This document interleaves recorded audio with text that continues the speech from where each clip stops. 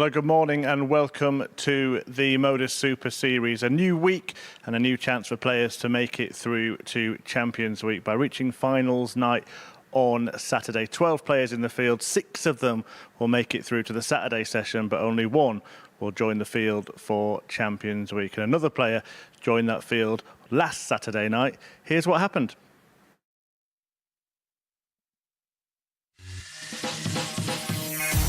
There were finals night fireworks from Cam Crabtree, whose blockbuster checkout in the opening match helped him pick up a victory over Chris Landman, the youngster winning in a deciding leg.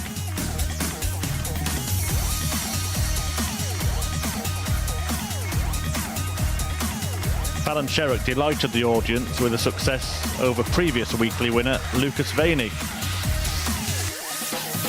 before Crabtree confirmed a semi-final spot by defeating Welshman David Davis. Veinig bowed out in the group stages after Jelle Klassen completed success, while Chris Landman enjoyed a 4-0 win over Davis to compound the Denby Darters' misery. Sherrock then pulled off the great escape, winning from 3-0 down against Klassen. He made no such mistake in the semi-finals, averaging over 100 in a stunning defeat of Crabtree. And Landman punished Sherrock for many missed opportunities to set up an all-Dutch duel in the decider. 52. Yellow, you require 52. To win week 9. Game, the Cobra shots, strikes. And the match. And he wins. And the MODUS Super Series. By 4 legs to champion. 0. Not just in the final, but in the semis as well. He goes 8 perfect legs to get the title here in week 9. So Jelle Klassen making it through. Paul Nicholson in commentary there. Matthew Edgar in commentary this week. Matt, what did you make of finals night and last week as a whole? Lots of really interesting talking points, really. I will start with Fallon Sherrock. She's getting ready now to go into the women's match play, trying to defend that title and obviously book a place through to the Alexandra Palace. And what a really good week of preparation she had. She had a really good run through to the semi-finals and big improvement from what we've seen from her sort of 6 months ago. She mentioned an exhibition with me quite a while back that she wanted to come here and have a full week. She's come here, had that. She's come here again, made finals night on both of those. So good improvements there. But the winner, Jelle Klassen, very interesting because we talk about who's the best player without a tour card, and often we look at people like Luke Littler or Andy Bartons, Barry Van Peer, but we're not including Jelle Klassen in that topic, and I think he's someone that really needs to be debated.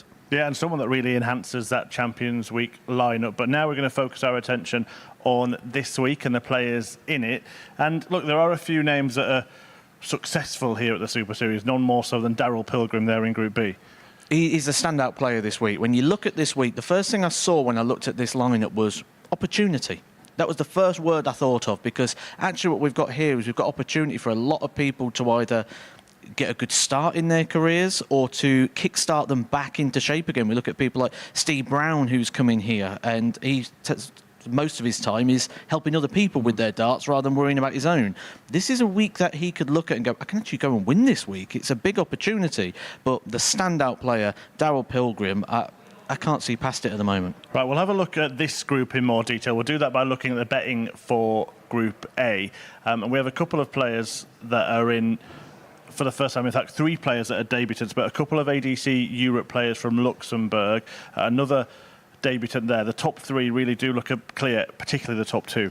Well, the odds tell you everything you need to know about this group. It's going to be a little bit unknown. And that's what the bookies are going with here. They're going with proven tour card holders in the past. Jonathan Worsley came here straight off the back of losing his tour card and won the week. He played really, really good when he won that Group A. Steve Brown, we know a lot of Steve Brown. He's been around for a long time. He's played on the biggest stages. He's not just one who's had a tour card. We've seen him in the match play. We've seen him in the World Championship. We've seen him winning on these stages as well. So I'm not surprised to see those 2 at the very, very top. But I think Davy Kirwan could possibly cause a couple of stirs here. He's travelling the circuit. He's doing a lot on the WDF. I've been checking over his socials today as well, seeing how he's thought about this. And what's interesting about his, a lot of people, when they first come here as a debut, they put out on social media, oh, I'm going to be there and it's going to be exciting and everything. He's put something that really caught my attention. He says, I'm going there with one reason, and that's to win. Well, let's see who the bookies think will win the entire week. John Worsley, the favourite for this group, but not favourite for the week. No surprise, though, that it's Daryl Pilgrim. But the price might be a little generous, do you think? I'm surprised when I saw this price. I thought we're looking, when we look at like Luke Littler played in a week with Andy Bartons and we're as close to odds on at that point. I think this is a massive price on Daryl Pilgrim. He's going to be going into a favourable group as well, where you look at the opportunity he's going to have of getting through to finals night. We can say pretty much quite safely. He's going to navigate through. Whether he wins the group or not, I don't know, but he should navigate his way through to finals. I think 5-2 is absolutely massive on Darrell Pilgrim. So maybe some value there. And now we're going to see if we can get you some value in today's action with our Modus Super Series bet builder. This is an amalgamation of the most popular bets on the exchanges. What do you make of this one, paying just over 5-1? I think he's got a good shout, and I think there's going to be some value today, as you can see here with the most popular bets are on the handicap markets. I think that's the way to go today. We've got inexperience, and I think that's going to show at times. I'm just a little bit uncertain on the last one there. I mean, there's great value in 11-8 on Rene Eidams to beat Becker on the handicap, but I'm not as safe on that one, but I do think there's value in that today. Okay, cool. And just one last question then on this group. Give me a name. Who do you think is going to win come Wednesday? I think the bookies have got it right. It's going to come out of those top two, but I think I'd have to go to Worsley. If you are going to have a bet, of course, do gamble responsibly. BeGambleAware.org for more information on safer gambling. Right, let's get the action underway for Week 10. The first match features Steve Brown, a man we've mentioned, a man who once ran Michael van Gerwen very, very close at the World Championship. Rene Eidams, the German talent. Matthew Edgar, he's going to head downstairs, where he's going to join Henry Deacon. Welcome back, Henry. Good morning, Chris, and hello again, everybody. Great to be back in your company here at the Modus Super Series. And so here we go to week 10 of 12 here at the Live Lounge in Portsmouth to see who is going to join. Well, you have to say, the best Champions Week field we've seen yet at the Modus Super Series. 9 fabulous players already made their way through to the big occasion come the end of July and the beginning of August. We kick off with 2 players who have a fair bit of darting history. Rene Eidams, a man who came so close to dethroning Michael van Gerwen at the World Championship back in 2016. It's that long ago.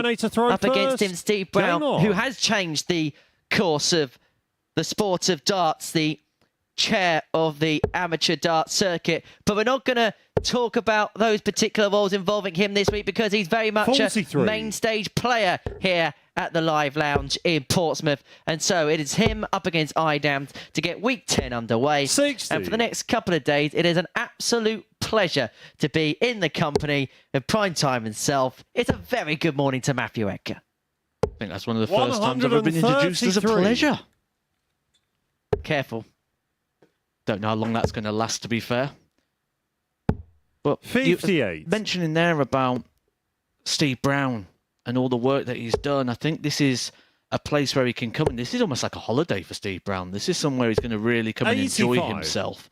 Because I mentioned last time he was down here that Steve Brown doesn't get to be this version of Steve Brown much anymore. 60. A lot of his life is dictated by looking after other people's darts rather than his own. And I think this is a really good place for him to come because the players, when they get here, 40. They sacrifice their phone and access to the outside world. And I think for Steve Brown, I think at the moment he does that, I can't imagine Steve Brown even goes on holiday without getting emails 60. and text messages. He'll be laying on a beach somewhere, probably in Tenerife, getting pings all the time, asked questions. He doesn't get that here. He just focuses on darts. 140. That's what the mute button on WhatsApp's all about. Well, it's Eidams who's got down to a finish, the quicker of the two, leaving 50 after 15. 57. So leaving 60 after 15. Rene requires 60. Tops for the opening leg. Now double 10. Game shot. And it's in the leisure of Rene Eidams, who, well, the cube came close to, as we've mentioned already, dethroning Michael van Gerwen at the World Championship back in 2016. And just put more context on that. That was peak Michael van Gerwen. 41. That was Michael van Gerwen who was winning everything at the time. And you may recognise the name Rene Eidams, but you might not recognise the person because at that point he was about 3 times the size. He's gone through a massive body transformation over the years. Similar to that of Ron Meulenkamp, who we've seen here not too long ago. 60. That seems to be the thing now with the modern dart player, doesn't it? It seems to be we are going down a more health and fitness conscious society. 140. Rightly so, really, when you think about the amount of time that the players are playing matches now and tournaments and travelling, you need that fitness. And the thing is, you've got to be more sensible with your choices as well. 59. Those that can do it, you've got to commend because, well, you've been travelling on the professional circuit for the best part of 10 years, if not more than that now. And when you travel away, especially by 85. car, and you've got to stop off, and the options at service stations ain't exactly always the healthiest. The options at hotels ain't exactly the healthiest. Let's not just pin it down to service stations and 85. hotels. Let's go even deeper to the venues. I might get a slap on the wrist for saying this, but they're all played in certain arenas 59. and venues that the food choices are burgers, hot dogs, pies, things like that. They're played in venues and arenas where they're more set up for the public rather than the player. 140. Renee You know, you go to a require football match, you have a 125. burger and a pie, don't you? It's the same with the darts. Well, the 125 isn't going to be a piece of pie for any Eidams. 46. Steve But Steve require Brown is looking to take the 116. crust of this leg by taking out the 116. And Steve Brown nearly did get a 96. piece of that pie, but Renee the top requires goes just 79. underneath, and so Eidams is back for the break and a 2-0 lead. It's going to be a dart at tops. Game And it's shot going to be a the 2-0 lead for second any leg. Eidams, running Renee at around about an Eidams. 83.5 average after a couple of legs. Just beginning to settle into things, you feel. Third leg, it's Renee to throw first. Game on. Spoke to many people as well about diets and different routines and things that they do. And 140. again, this comes down to how busy the schedule's got. Because what a lot of people do is they say things like, well, when I'm away, I won't care as much and I'll just go with the flow 45. and I'll eat whatever's available. And when I'm at home, I'll be very conscious of it. But then what you realise very quickly is you're away more than you're at home. So you end up looking after yourself a 95. lot less. That's why it's so commendable. Someone like Rennie Eidams, 140. well, he's about half the size, really, isn't he? And perhaps that's why we've seen a little bit more of a trend where players are supposed to maybe staying at tournament hotels and things like that. A lot will 96. get a B&B from a certain brand and, well, they'll stay in their own house. They can cook in a shared house. They'll cook their own food. They'll 28. cook their own meals. Renee require So it makes things a little bit 170. easier for them. Talking about food, can Eidams take out the fish? 125. That's something Steve Brown likes to do as well. I believe he's not someone who likes to stay in hotels as such. He likes the home comforts that you get from renting a house or a flat. 70. Renee require 45. Which, if this was knockout darts, you'd be saying he might be going back to very soon. Eidams is already at the halfway house in this game. 13. But he isn't going to make the home straight right now. But he's got the luxury of time. Steve Brown has had his troubles in this opening match. And I suppose the question you have to ask is how much he Renee has been require playing because of 32. his role as the chair of the ADC. As Game shot on the Eidams third leg. pins home the Renee double 16 Eidams. for a 3-0 lead. And it's been a comfortable 3-0 lead. He's played okay, 50% on the doubles, average just under Fourth leg, it's 87. Steve He's to throw first. incrementally improving as the on. legs go along. And Steve Brown does prioritise other people's career over his own. And there's a very case in point in this Q score when Steve Brown got 90. his tour card. It was a 4-day event. And on day 4, despite being in a position on points to get a tour card, he went to Japan. He went there because he's the 96. chairman of the JDC and he had JDC duties and he said, that comes first. Imagine being sat at the airport, watching the results coming in on your 99. phone, going, am I going to get a tour card, yes or no? It's in everybody else's hands now, not mine. Where if he'd have turned up and just got like 1 point, he'd have guaranteed his 59. position. He did, however, get a tour card that year later, was followed by his son John Brown just a year later. 80. Which leads us to a story we'll be talking about later on this week about how Steve Brown was timed out of the UK Open because of his son, John. 140. Remember it very well. Remember seeing it come up on the screen. I thought, of all people, had to be Steve Brown. Lead by example. 22. But doesn't that just prove what we were just saying a second ago, that he worries about other people's careers more than his own? 95. Was back so he could watch his son's match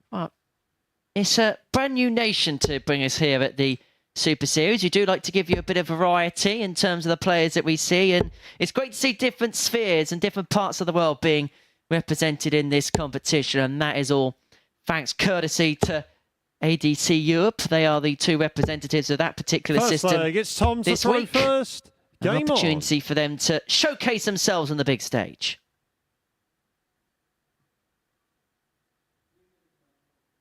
Two players that have been doing little bits on the circuit. They've also been representing their nation as well.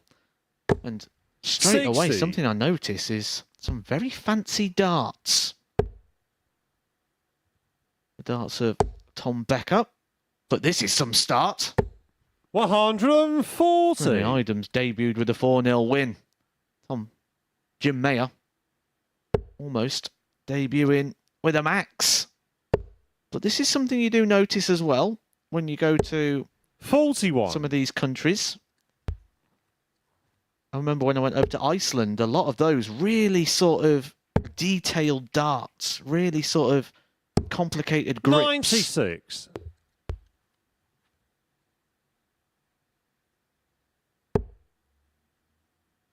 Look at that pattern on the front of that dart. Gone of the days of 100. the traditional ring grip.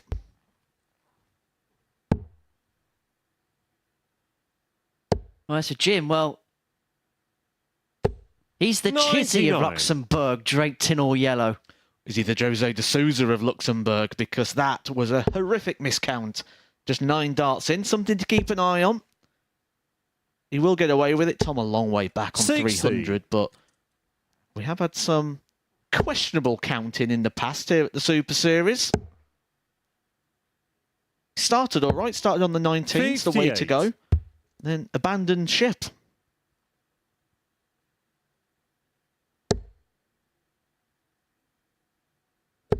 So 108 for Jim Mayer for an opening leg breaker throw and to 100. settle himself Jim, into you require proceedings here at the Super 108. Series.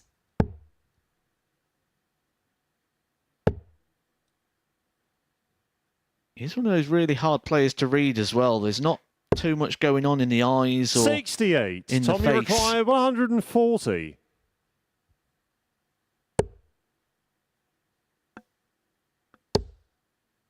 A spotter's nightmare, as we like to call them. 100. Jim, you require 40.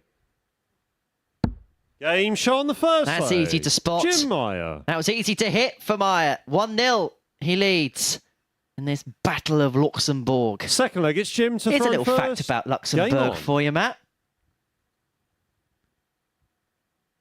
Luxembourg takes its name after the nickname of the city, which is the Gibraltar of the North. 58. That was christened back in the 18th century.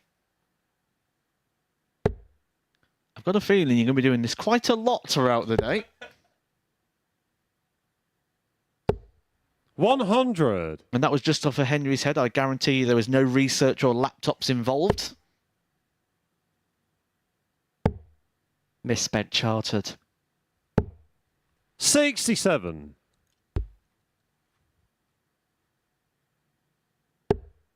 Beautiful city. Goes back to the medieval times, and a lot of the beautiful buildings that you see there 100. give revenance to that. We were just having a look at some of the city centres, weren't we, this morning, doing our 41. research.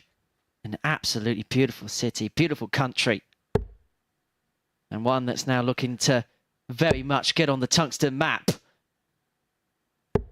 140. I think we took a little bit of notice when we was looking through the results of Jim Mayer. The man on your screen right now, who finds the first 180 of the week. Tommy require A 161. victory in another beautiful city of Barcelona. That victory was against Sebastian Bieletsky. 97. Someone who's been here Jimmy before with require big success, a UK 155. Open quarter-finalist.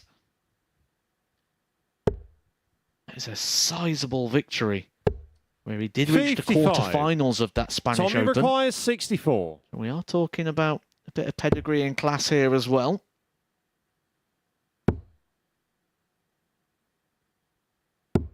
Game shot on the second leg. Talk about pedigree and Becker. class. The most important thing about a game of darts is hitting the doubles, and both of these done it with just one Third leg, it's Tom to dart. throw first. Game 100% for both.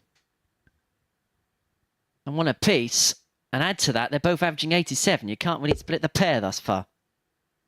This is one of the things as well that I was trying to allude to at the top of the show when I was speaking about 24. opportunities that will present themselves. Because in the past, we've had various players come through from the ADC system. And when you look at what they've achieved 66. in other places, you look and you think you're really going to struggle here at Super Series. And then when they get here, they raise their game to levels and consistencies that we've not seen from them before. Are these two going to follow 45. suit? Look at Adam Warner, Adam Mould. We're going to see Mouldy a little bit later this week. And we saw with Tommy Leishman, where 58. we're having a look at his numbers in the Vault series of events. That was what qualified him for the Super Series. And he then played at a level that completely and utterly superseded his qualification 100. numbers. And it's becoming a very, very common pattern. And I put it down to this venue. I put it down to everything that's here. The 125. professional conditions. That's something that these guys wouldn't have experienced so far. Yes, you can go play some of the tour events and some of the circuit, but unless that is the PDC tour we're talking about, you don't have the opportunity 140. to prepare properly. Here you do. Proper preparation, good time on the board. The 77. conditions all perfect for producing peak performance. We'll discuss that in a little bit more detail in the next leg because Becker here looking to make K on 192. 140. Brings himself down quite nicely. Remember, we haven't seen a dart miss a double so far in this match. 55. Tommy require 52. What do you fancy? He likes 16s.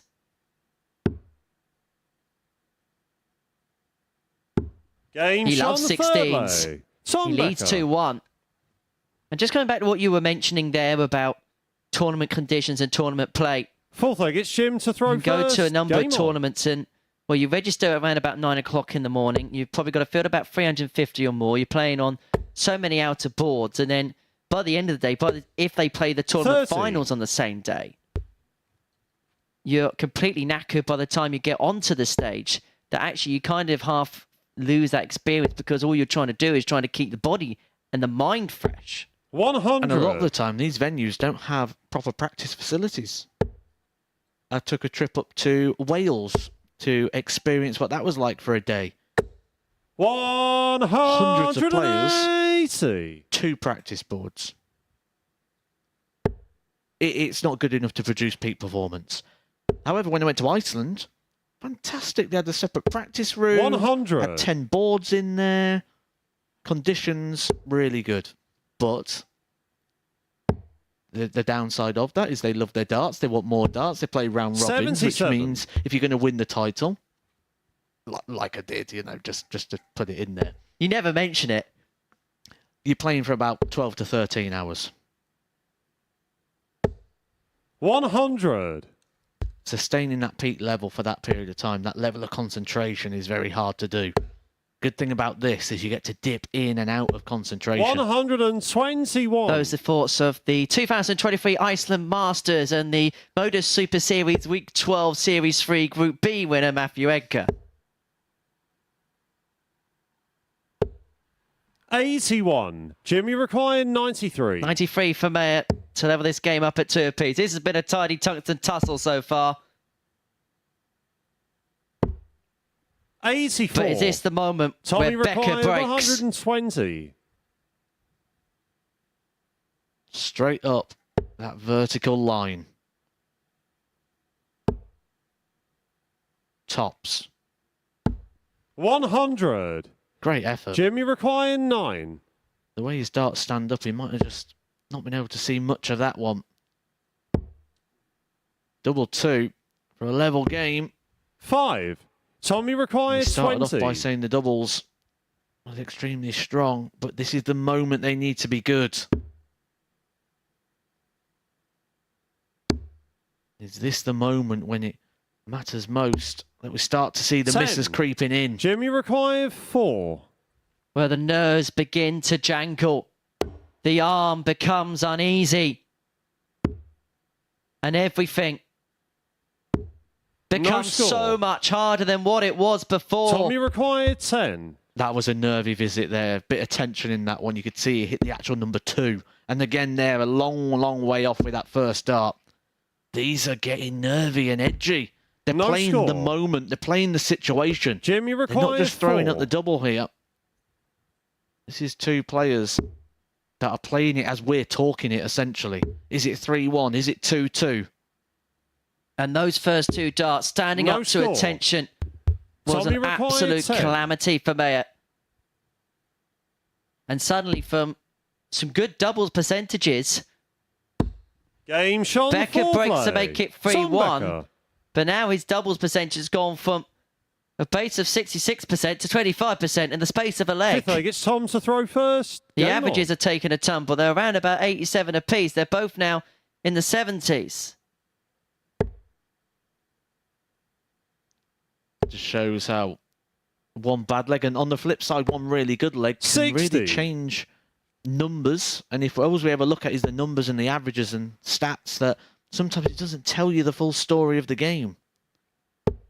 30. But when I saw this game, match number 2, I actually thought this would be very suitable for both, because when you look at the socials for the pair of them, they were both very happy for each other to be here as well. They're obviously play a lot of darts together. 100. They know each other very well. They probably travel a lot together. And to have this fixture where you're up against someone so familiar in an environment that is 59. so unfamiliar, I think could just really breed that little bit of comfort that is going to be needed to see some of the better moments from them, that whoever comes out of this as the winner may just 45. carry that on a bit later into the day. However, for the loser, by the other token, could 48. it have a real adverse effect? Because, again, you're playing a game that's quite comfortable. Somebody you know very well, you come on the wrong end of the score, and can it feel like we're going to have an even longer day ahead? I suppose that's a question we're going to see unfold and 140. unravel as the day goes. I think that last leg might be the one that answers that question, because 43. the player that Tommy does come out of this on the wrong end, 56. he's going to come out of this on the wrong end feeling they had it in their hands, or an opportunity in their hands. Jim Mayer in big, big trouble, back on 3-2-1. And where you think he's going to reflect on this game, not so much in this leg, but the damage was already done by the point you got here. Just 1 from 11 on the doubles. 16. And so, to seal a debut success, perhaps ironic, in Wimbledon season, Game, Becker shots, is a winner. And the match, Tom Becker gets the better of Jim Mayer by 4 legs to 1. He wins the Luxembourgian battle. A 4-1 success, an average of 80. 4 out of 15 on the doubles, but really caveat that from one squiffy leg in the middle of proceedings. Becker then gets off the board on the mark. And after the break, we're going to see a man who made it to Champions Week last time out, John Worsley, in action up against Davy Kirwan after this.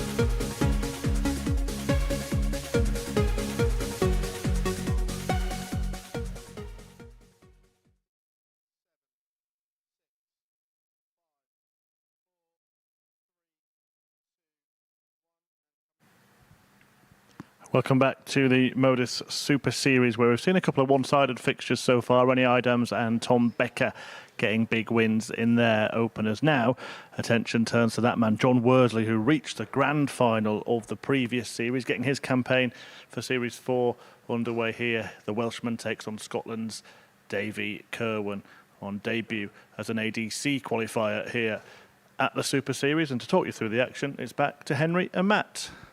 Thank you very much. And so, perhaps fitting, in tennis season, we're going overground, underground, wombling free. John Worsley in action up against Davy Kirwan to round off the first round of fixtures here at the Modus Super Series. And, well, the Womble was the first player to make it through the Champions Weekend Series 3. He was on his debut in the competition. He has a record of qualifying for Saturday night every single time he's played here, because at Champions Week, he made it through to Champions Night. 56. Was eliminated in the group stages. Lost out against Scott Taylor in the end. That was the kind of game that did for him. He led 3-0 in that particular encounter 80. before Scott Taylor came back to win by 4 legs to 3. Up against him, Davy Kirwan, someone who has come through the ADC Vault Series system, but somebody who's got plenty of pedigree, 60. Matt, when it comes to the tour. Yeah, we've seen that he's played at Lakeside as well, and he says he's Lakeside bound once again. 57. Pretty tidy at the moment in terms of the WDF World Rankings. That comes down to some of the results he's had. He reached a semi-final at the Scottish Open just this year, losing out to Jordan 57. Brooks, who we've seen here many times. Actually went on to win that. And also a semi-finalist at the British Classic, losing out to James Richardson. 60. A couple of good wins as well. A few notable names. Players we've seen here, such as Gary Robson. And players that are doing some good stuff as well on that WDF tour. He's could be a potential 44. danger. And my concern for John Worsley is maybe he just needs a game or two to find his top stride. Because we know he didn't go to 59. Q School this year for personal reasons. How much darts at this sort of level has he been able to play over the last sort of 7 months or so? Because we saw him very early 140. in the year when he first lost that card. Is it going to take him a match or two, or just a couple of legs maybe, just to find that level that we know he's capable of, where he was 97. a semi-finalist John, you require on the PDC Pro 144. Tour? Well, both players making similar like starts in this opening leg. 28. Davy, you require 148.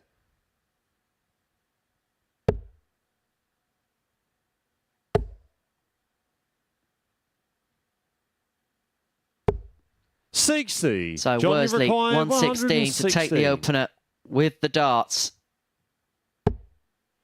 Not going to happen this time, and so Davy Kirwan, worst case scenario, should get a dart at ball here, and from the previous setup of 28. 144, it's become a little bit of a mess for John Worsley.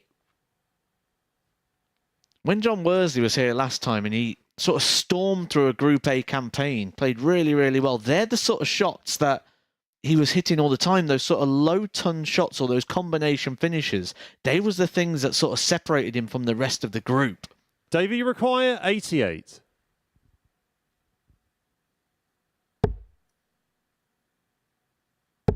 So it's going to be a dart at the ball. 63. And John, Worsley you require wants 88. exactly the same. Hopefully with a better outcome from his perspective. They're the sort of shots where, as a player, you think a lot lies on the first dart. 63. You get the two Davey, darts you at the double, require or do you have to chase 25. down the dart at the ball? But 24 darts thrown here for John Worsley, and he's yet to get to something on the outer ring, which will be a disappointment for him. 9. But he won't be as John, you disappointed as he require may have 25. been had Davey hit that double X. That would have been a breaker throw as well. So double 12.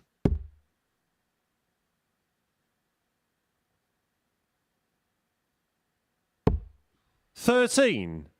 Davey requires 16. Not to beat. So Kirwan is back for 2-8 to take the opener. River break.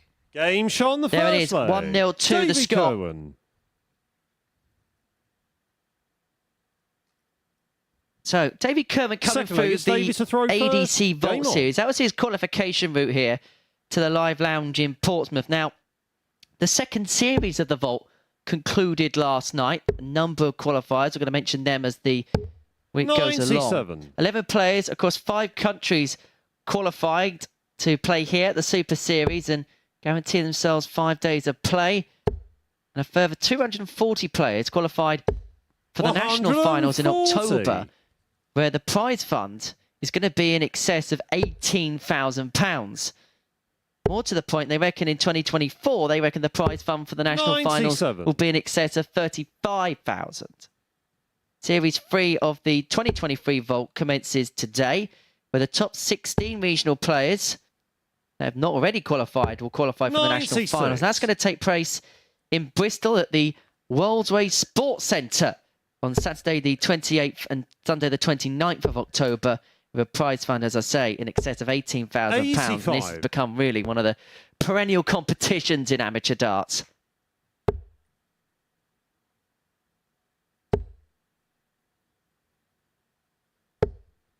$100. For a player with the experience and the know-how of John Worsley, that surprises me.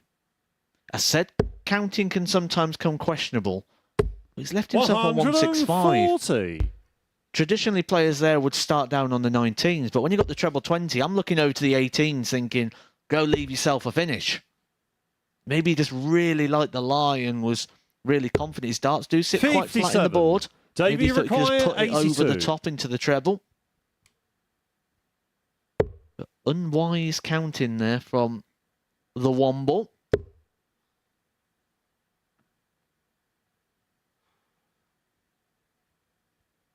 Did you ever watch the Wombles? Are they good at counting 74. things? John, you require 108. Wombles was a little bit before my time, I think.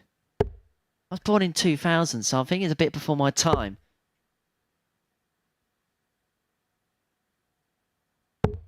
And there 40. we see frustration kicking in for John 8. Worsley, even at this very early stage, because he's just losing that lie and going left and right on these important moments. Game shot on the second leg. Davey Kirwan. Kirwan has confirmed the breaker throw.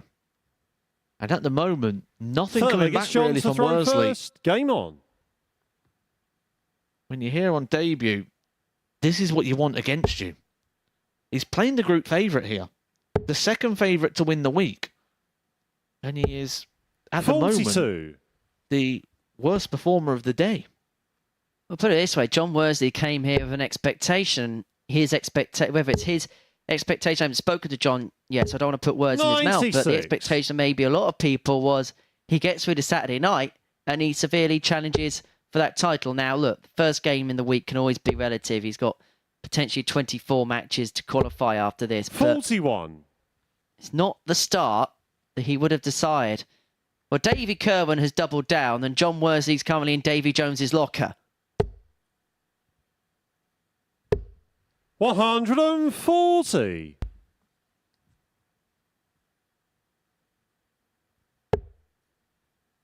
Doesn't mean playing a lot of top-level darts, as we've mentioned already, but we're now in 60. July, which, when you're in July and you're in the summer and you think, well, we're still in the middle part of the year, well, actually, we're coming up to the back half of the year, really, and, you know, we look at things now with we're only 5 months away from Christmas, but we know off the back of Christmas what we get is Q School, and you can't just flick a light switch and all of a sudden be at that peak performance. That process, if you're thinking about going to Q School, needs to start around about now. 41. Maybe that's why John Worsley is here this week, to start that process, because we can see already that his game at the moment is just a 40. little bit off.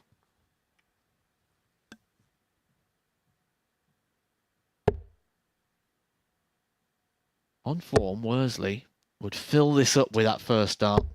140. He nearly did it off form as well. That is the perfect dart for John Worsley, where he hits it on that bottom wire.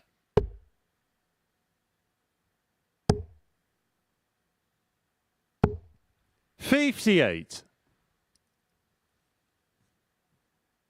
Reminder that John Worsley threw first in this leg as well. Meaning this is a potential double break here for 59. Davey. Davey required 109. Which you've got to say, the way Worsley's playing, is he going to be able to turn that deficit around? Potentially big moments. But remember what I said the last 57. time Worsley was on this sort of 118. situation. This is what he was doing the last time he was here. Taking out these sort of combination finishes. And again, when he needs that treble, 24. loses the line. Davey required 52. Losing the line, and if this 52 goes, he will be the favourite to lose this match by some considerable margins. 32. But he gets a reprieve. John, you require 94. Going to go aggressive here. The olden day route would have been the 25 or the ball. It's going to be a double-double attempt. 54. Davey required 20. It's going to be a double-double attempt that is failed. Double 10 for Game shot on Davey. the third leg. And he's a leg away from Davey winning this Kirwan. match. And he's doing so really at a canter. Fourth leg, But it's he hasn't Davey really to throw had much first. by way of opposition, on. and it kind of... The pound of the game, as far as John Worsley's concerned, he got out of the gates okay, but it unravelled from the setup of the 1-4-4. And since then, there's only really been one player in the match, and it's been that man, Davey Kirwan, 180. who finds the first max of this match and may well be on course to seal a 4-0 success. In terms of the scorelines we've seen so far today, 98. Benny Eidams got the better of Steve Brown 4-0. Tom Becker got the better of Jim Mayer by 4 legs to 1. At the minute, we are seeing games won by a comprehensive 91. margin. I mean, Davey at 3-0 up was averaging just 70 flat. And if you would have said to John Worsley before he went on stage for his first game, 55. you'll be 3-0 down to a man running at 70 and you'll only have 4 darts at the double. That includes the darts at the bullseye that he had. He'd have probably asked you for another joke. He might have thought he 100. walked into live at the Apollo rather than the MODUS Super Series. If that's your idea on comedy, then 100. Oh, I can Davey give you some required jokes a bit later if you want some 130. jokes.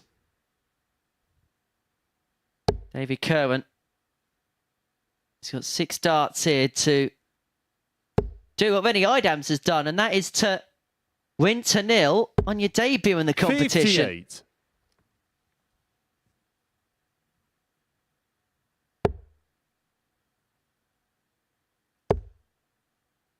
£72 points will do it.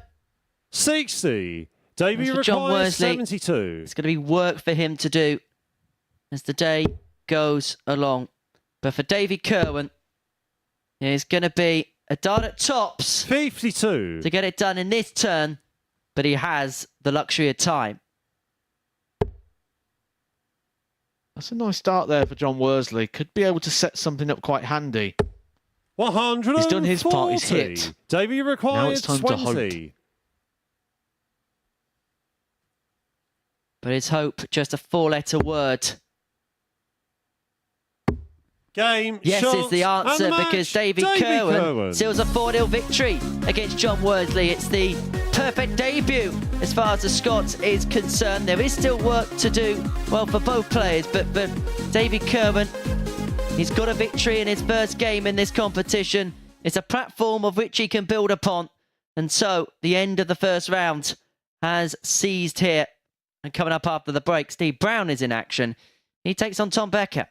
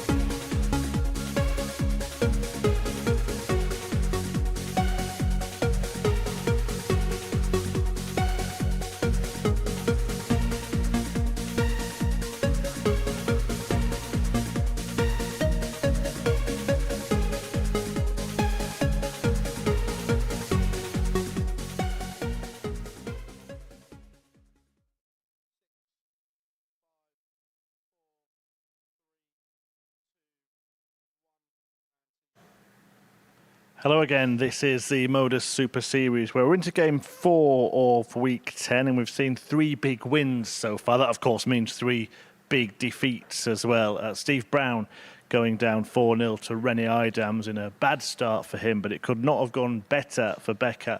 Tom Becker winning 4-1 against Jim Meyer.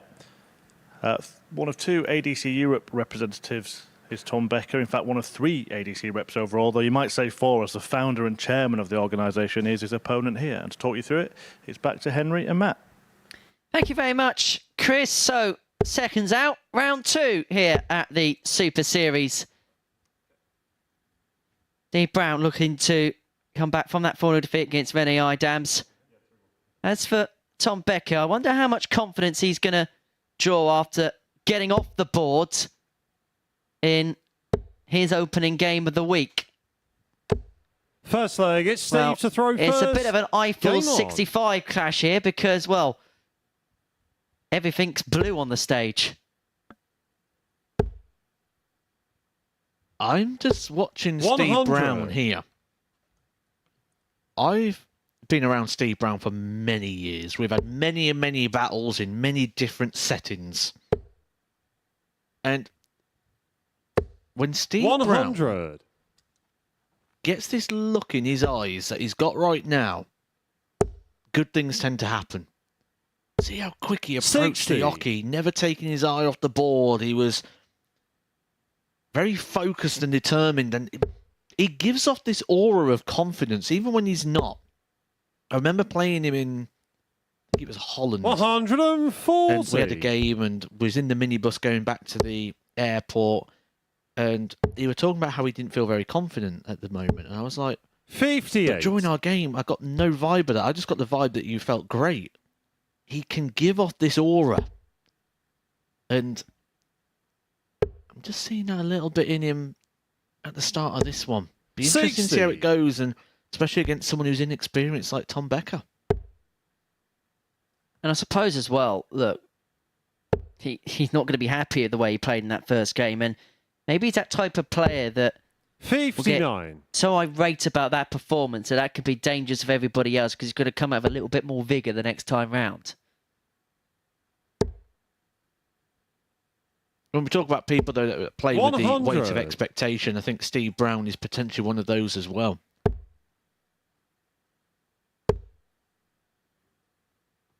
There'll be a lot of people want him to succeed, 100. but Tom, you ultimately require when you're out there in the 101. way that Steve Brown is, it also brings with it people that kind of don't want you to succeed as well. For I guess that's just the kind of world we're in. 77. Steve, you require 124. To take the first leg, it'll be a hold, it'll feel like a break. Double 11. 102. Not to be. And so Becker Tom, you returns require for 24. double 12 to break the throw in the opening leg.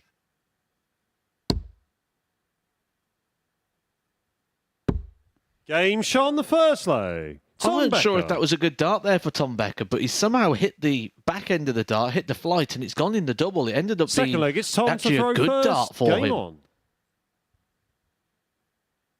A mini misread there from the Edgar, although I didn't announce it, so I'm not going to claim it as a misread.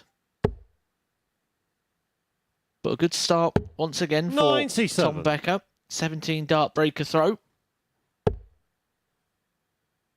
This is ideal debut. 85. I did question whether that first game we might see a little bit better from Becker on the basis of familiarity, playing Jim Mayer, his fellow countryman. There'll be nothing familiar about this, 43. and he'll be playing someone he'll know a lot about. I think that's one thing we can safely say, that Tom Becker's going to know more about Steve Brown than Steve Brown is going to know about 60. Tom Becker. But he may learn very, very quickly about Tom. One thing we learned in that opening game was he's quite tidy on the finishing. Now, you played in this competition, Matt. Granted that the time you 62. played on a Thursday and Friday, but when you've got players, and I don't mean this in a disrespectful way, that are a little bit of unknown quantities, first time on this stage. 54. As a player, is it best to look up their record, know everything about them, or actually would you rather wait and see, rather than better the devil you don't know maybe as perhaps the devil you do know? 100. Again, I think there's a potential both ways that this one's going to be taken. But in this sense, I wouldn't look them up. 121. And I feel that I would win this match, not on the stage. I think it'd already be won before I got there. You flashing the check around again? 89. Well, you know some of the things I did last time I was here.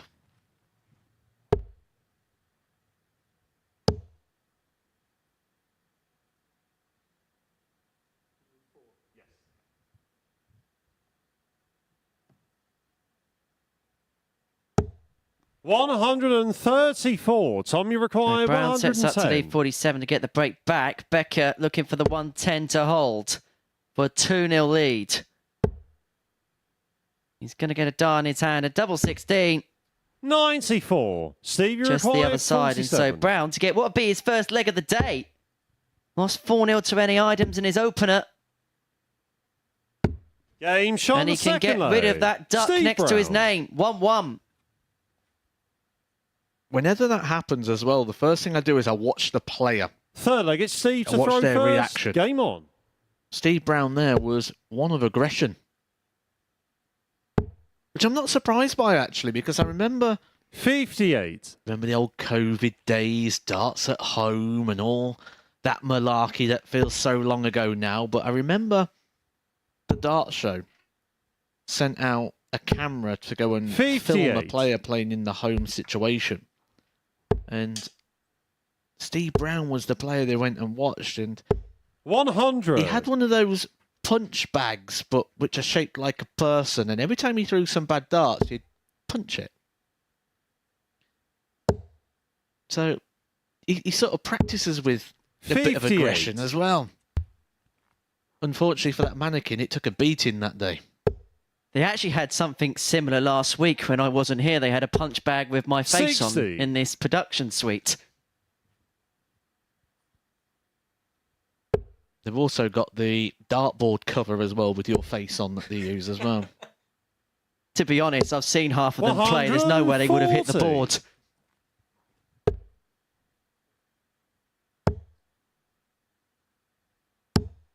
$84.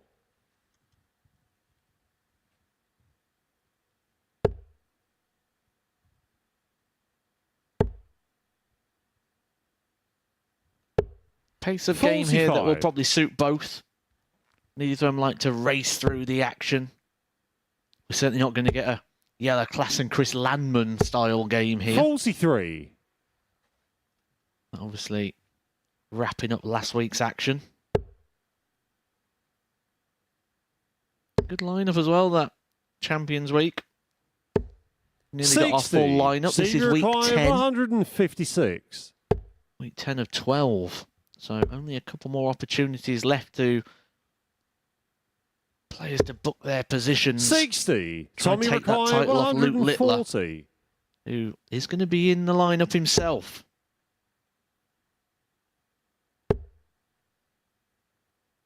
Put it high, Tom. Put it high. 100. And that's exactly Steve what he does. And so required Brown is 96. back for 96.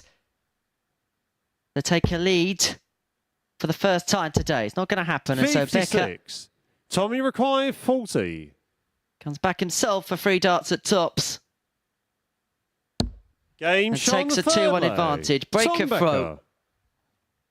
And well, it is a breakathlon so far. All 3 legs Fourth leg, up it's to this Tom to throw point, going first. against the Game on. darts. I knew it. You was quoting Stonebridge. I knew that was a song. 60. Potwell classic, that is. I 41. imagine that was somewhere you frequented a lot in your youth. No.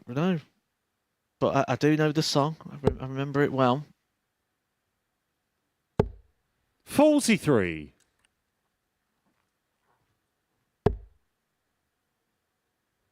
Yeah, that Champions Week field you were mentioning the quality of it. 140. But also seeing a lot of players who are now becoming real preeminent contenders, because we've actually got 3 players already in Champions Week who qualified for Series 3's Champions Week in Steve West, Luke Littler, 85. and now Jelle Klassen. Colin Osborne qualified for Champions Week in Series 2. Andy Bolton came so close to qualifying for Champions Week in Series 3. Only took a miraculous performance from Scott Taylor to deny him that opportunity. Neil Duff's knocked on the door so many times. Bay Van Peer was so unlucky the last time he was here. You look at that lineup in full. 60. Danny Lauby, Reece Robinson, Neil Duff, Colin Osborne, Steve West, Barry Van Peer, Andy Bolton, Luke Littler, Jelle Klassen. I think that's the best one we've seen so far, and we've still got 3 more names to put in. 46. Oh, by far. We've looked at lineups before, and I've looked at them and questioned a few. Thought, I'm surprised to see that name or that name, and there's been a couple of people you think are really going to struggle. 149. I don't know who's going to win that. He's the most competitive lineup we have ever had, that is for sure. 125. Tommy require 164. 164 for Becker for 3-1. Brown lurking on double 12. And he's going to get an opportunity for the 4th consecutive breaker throw in this match. Required 24. Game shot on the 4th leg. Desmond. Steve Brown. 2-2. 16 dart leg there for Steve. 5th leg is Steve to throw kind first. Of been a game that's sort of just plodding along. The legs are just 55. ticking over. No one's really had to do anything out of the ordinary to get their legs on the board.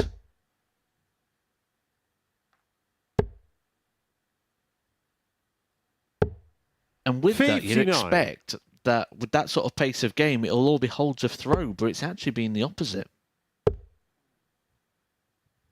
It's almost as if 60. that sense of urgency from the player against the darts has kind of come through.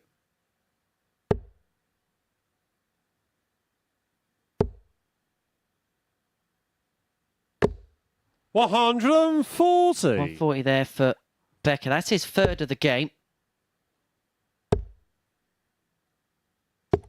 95.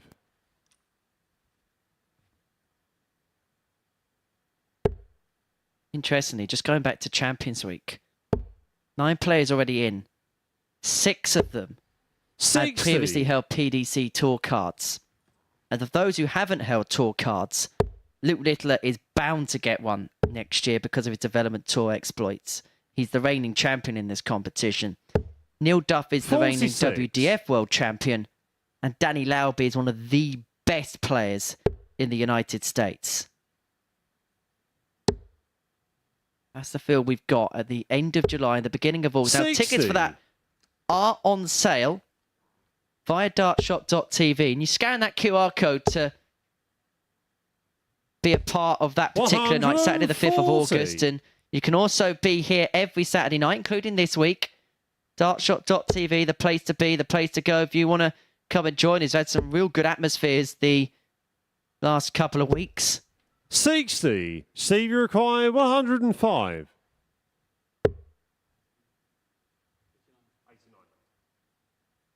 Seeing there's a lot now creeping into the game. This bullseye route for the 105. 73. In the first Tommy dart of require choice. 122.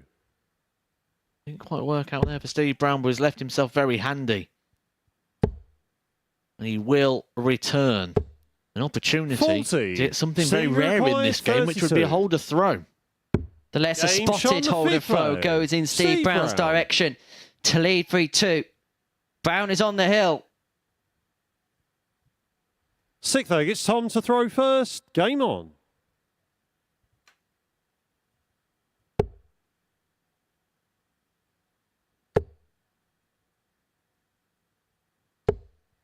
Up after this, Davey Kirwan and Rene Eidams go toe-to-toe. Both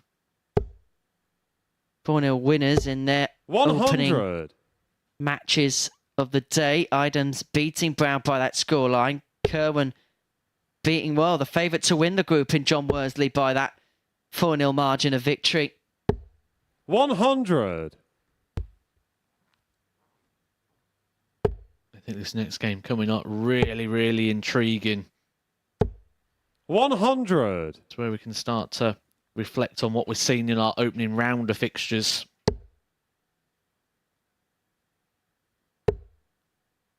One thing Steve Brown's showing us here is a good level of consistency. 10 scores of a ton or more, 2 140s. But it's those 10 scores of a ton or more that have separated the two here. Those, I like to call them jabs in this sort of international field. But they're landing. Just landing those blows all the time. They don't have to be the big haymakers. He didn't have to be windmilling his way through this match. Just those landing blows of the tons. 81. That is unfortunate. He's left himself a no finish there. That one came off the flight. You could see how the dart entered the board at that sort of upright across angle. That's what I'm talking about. 100. Not doing anything out of the extraordinary, but Steve Brown has been able just to chip away at Tom Becker, and it may well be paying dividends, but another slip the other side of the wire means that things are a little bit more difficult. Becker back on 120 to 80. send us the Tommy distance. If he 120. can climb the ladder.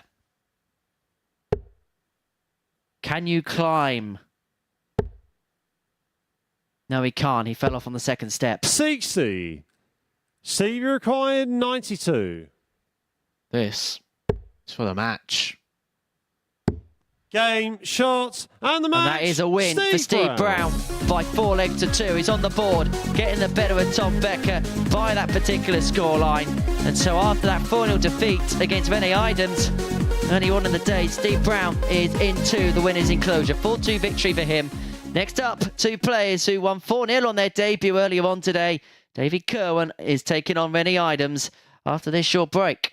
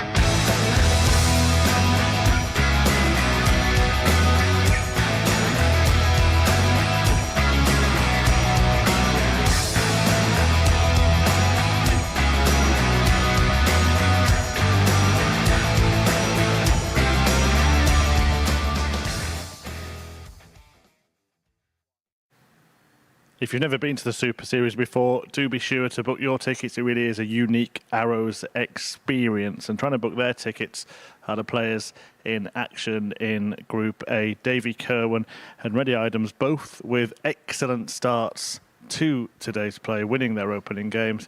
I'll hand you back to our commentary team. Cheers, Murph. Hello again, everybody. So, game 5 of our day sees Davy Kirwan in action up against Rene Eidams, who has got an First interesting leg, it's Davy to throw sponsor. first. Game Now, on. I never thought I'd be saying this on a darts commentary, but I am. Rene Eidams is sponsored by a Harry Potter podcast. 40. It's a podcast where every week they reread chapters of the Harry Potter books. 58. And then they analyse basically what they mean in the context of the books and in the context of the Harry Potter franchise, and they let their 80. listenership give in their takes, and they basically read different chapters of Harry Potter books every single week. And Henry knows this because you listen to it every single 41. week. As you do with other various reading sort of podcasts. 140. Basically, what I'm saying is if Eidams hits the maximum here, I can say you're a wizard, Rene. I wish I could join in with the Harry 59. Potter jokes, but it's one of the sort of series I've never actually watched. But looking through the history books 91. and looking at what we've seen so far of Davy, I think we're going to see a better version of Davy here, despite the fact he won his opening game 100. Davy 4 requires legs to nil against 150. former tour card holder and PDC Pro Tour semi-finalist John Worsley. I think we're going to see a much better performance here from Davy, and I'm really enjoying 126. seeing the sort of attitude he's got around the game. He's got a very winner's mentality. 60. A lot of ADC Davy requires qualifiers 24. try and label this as a bit of experience. Davy is here Game shot on the first for leg. scalps, Davy for the Kirwan. victory, for the trophy. And he leads 1-0. 16 dart holder throw. Second leg, it's Rene to throw first. He's been playing a lot of his local ADC events, and one person he's ran into quite a lot. 30. Play that caught my eye when I saw like the back and forwards in terms of the win and loss record is someone who's had quite a lot of success here and has put in some very big performances. Another man who used to have a 125. PDC tour card, Gary Stone. And the pair of them have sort of been trading wins. And that in 96. itself is a bit of a thumbs up to potentially what we could see here from Davy. I highlighted at the start of the show that if there was going to be someone outside of the top 2 in the betting to come through 58. and potentially take this, that Davy could be the one to keep an eye on. If that is the case, 180. you could have got 20 to 1. Can I say it now? 44. Because he hit a max. I think everyone would prefer if you didn't, but I'm sure you're going to do it anyway. 100. Well, in this leg, Rene down to 95 after 12. Much improved leg from his opening offerings. 64. Rene required 95. The story of this game so far is an absolute domination from the player with the dart. Double 19. Game 1-1. shot on the second leg. 15 dart for Rene Eidams. Are Eidams. incrementally getting better in this game. 16 dart hold in the first, 15 dart hold in the second. Will that trend Third leg, it's continue Davy in to the throw third? first. Davy Kirwan Game on. will be hoping so.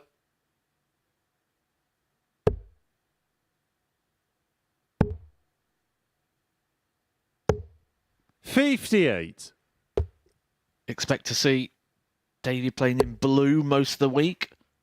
Very proud Scotsman. Represents his country now. 96. Something I know he's very, very proud of. Scotland's produced some big talents over the years. John Henderson down here not too long ago. Robert Thornton, the back-to-back seniors world champion. Peter Wright. And arguably one of the top players to ever play the game of darts. I put him in my top 5. And if you can debate that, please do let me know, because I don't know who could be in the top 5 ahead of the man that is Gary Anderson. 44. Not many people beat Gary Anderson, especially with 170. No, I'm not going there. No. 100. We'll keep it as top 5.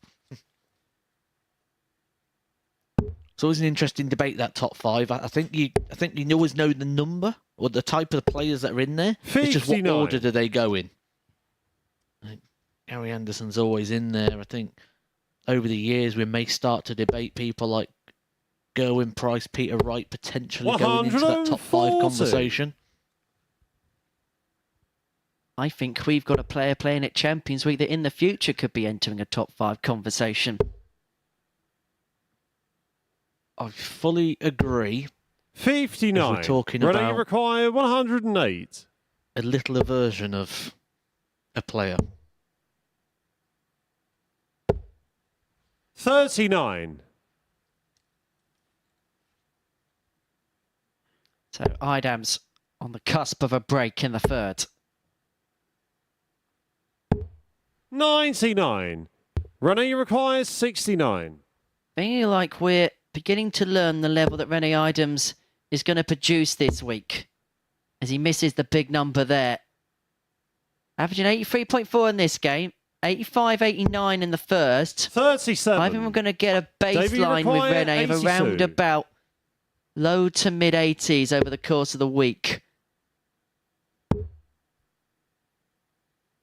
For Kirwan, for a hold, wants tops. 42.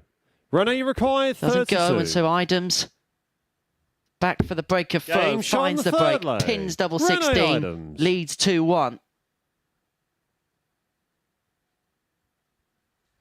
Fourth leg, it's Rene to throw first. Game on. A lot of players in darts now, well, pretty much every player in darts now has a nickname. I wonder where he got the cube from. 135. You have 9 lives remaining to guess that. But he wish he could simplify this game, doesn't he? Cube, obviously a popular TV game show. 140. Wasn't Mo Farah the only person to complete that? Your knowledge of things is far greater than mine. 100. And again, all the time off you spent in front of a TV. I'm not surprised. 97. And Eidams is beginning to make the kick in this game. He's the one that's just accelerated the levels. 45. And he's going to get 6 darts from 129 to take a 3-1 lead.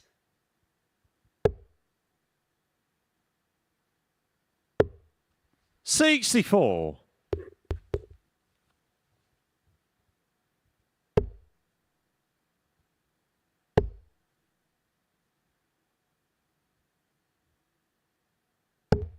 97. Rene requires 65. So to confirm the break of throw, put himself a leg away from back-to-back victories. Game This is a good start here from Rene Eidams, who we mentioned about his career starting off pretty well when he made that 2016 World Championship against Michael van Gerwen. But if you just go back to that game, it didn't start as well as it has today for him. He actually lost the opening 6 legs. He lost the first couple of sets in a heartbeat. 180. And sort of clawed the game back, took it to a tiebreaker. What would have happened for the career of Rene Eidams had he have won that match? Would it have gone how it has? I mean, we never really know. We're speculating for sure. But 57. just think what the backlash would have been of that victory.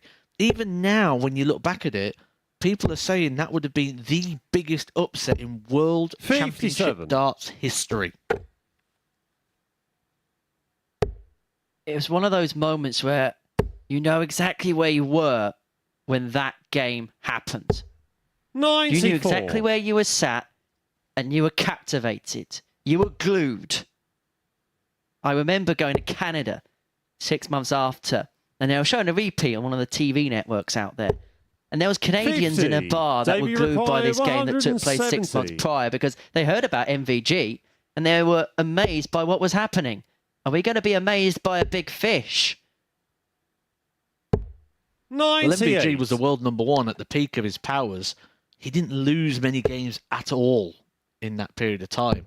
And Rene Eidams played in a prelim earlier on that night, and it wasn't a good performance. 57. It was a 66 Davey average, I requires believe. 72.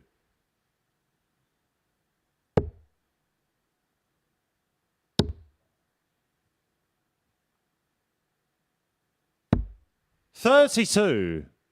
Rene, you require 157. 157 for Rene Eidams to make it 2 wins on 2. It's not going to happen this time, and so Davy Kirwan back for tops to reduce the deficit to 1. 99. Davey, you require 40. Game shot on the 5th leg. 3-2 it Davey is, and now Kirwan. Eidams has the darts to get the job done. So I'm going to test your knowledge and your trivia. 6th leg, it's I ready to mentioned throw that Rene first. Game Eidams on. won a prelim game to play Michael van Gerwen. Who was the player that he beat? I've practiced this. 60. It was a Thai player.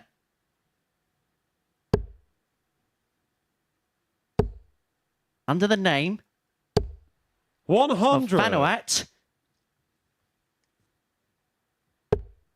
Jarwin Nunatawong. 100. Told you I practiced. You knew I was going to chuck you under the bus on that one, didn't you? Oh, absolutely. 131. I'll have to try harder. Red pen moment. See me, I'd have got for that 81. one.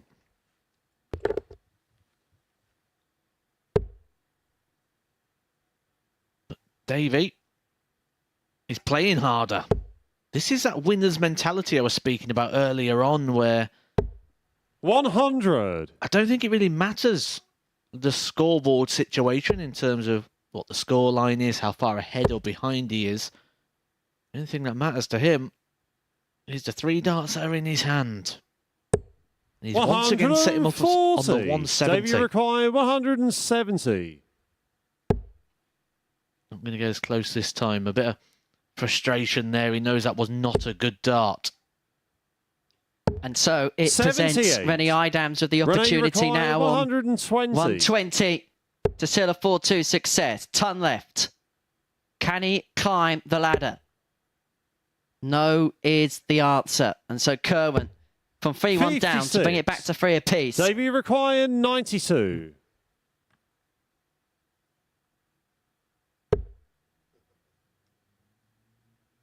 Loose. It was loose on the last effort as well, the 170. 40. These are the moments that when you come Rene to this requires international 64. standard, when you get these wrong, you can get punished.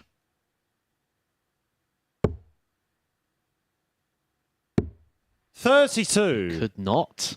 Davey Get requires punished 52. also. Opportunity for Davey to become the favourite to win this match. He's got 2 darts at tops. He's hit this already. 12. Not on this Rene occasion. require 32. And so Rene Eidams to go 2 from 2. Wants 32. To win 4-2. Game, shot, And there it is. and the Rennie match. Eidams goes Rennie back-to-back at the Eidams. Super Series. A 4-2 success against Davy Kirwan. Another average in and around that low to mid-80s mark. 83.79 in the end. Couple of maximums, 50% on the doubles. Rennie Eidams is playing at a proficient enough level. He currently goes top of the table. The only player 2 from 2 up to press. Coming up after the break, Jim Mayer and John Worsley are both looking for their first wins.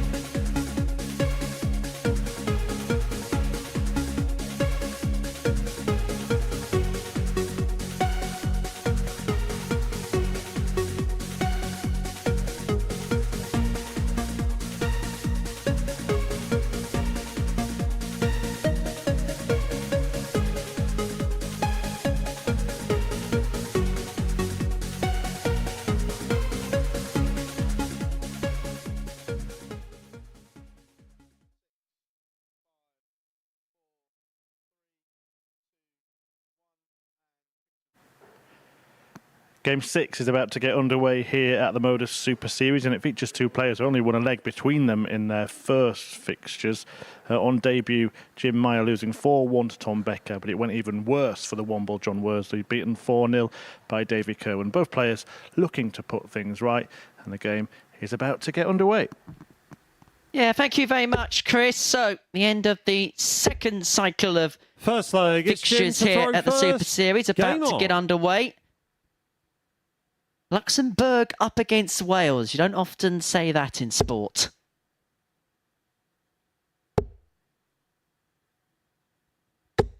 $100. Both players who had slow starts to their day, both looking to, well, make a bit of a kick, really, aren't they? In this one. John Worsley especially be disappointed with his opening foray. I think if we're going to have a look at both the players from a 81. technical standpoint and from a demeanour, I gotta say Jim Mayer probably came across a lot better in the opening round of fixtures. Now, we do know that John Worsley has gone to places Jim Mayer at the moment can only dream of going with his career. But today is what we're talking about. 60. Today is what we're judging this on. John Worsley was nowhere near that player we've described and spoke about.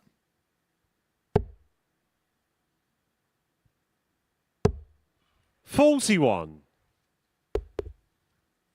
I do like Jim Mayer. He's got a good firm action. 60. We'll break that down a little bit further throughout this match. Because there is a little bit of a kink in there, which if you can take that out, could see 85. a little bit more consistency. I expect that Jim Mayer will probably find that he drags darts low and he doesn't know why. Like that. 100. It's been a good couple of weeks for Jim on the board. He actually, in practice for this competition, hit his first ever 9-dart finish. 145. I can Jimmy imagine require 100. quite the achievement as he goes for a ton to win the opening leg here. Tops. No, decides for the treble for double 10. Game shot on the Found first 1-0 leg. Mayer. Jim 18 Mayer. darts that was done in. Leaves John Worsley in our 6th game of the day. Second leg, it's John to throw first. Game on.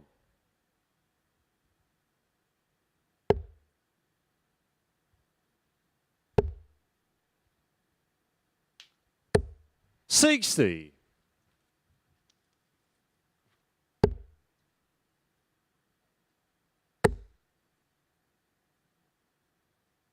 Well, he hit a 177. 9-darter in preparation for this. He's on a 9-darter here already. 3 big power scoring trebles there.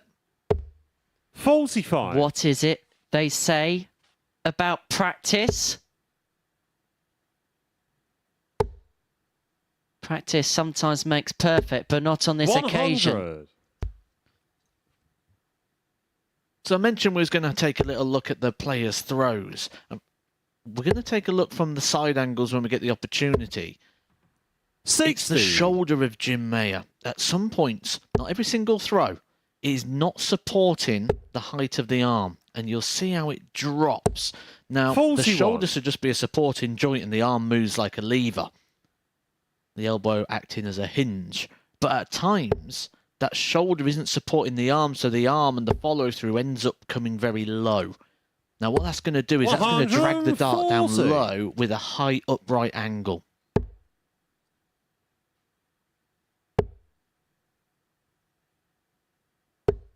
$60.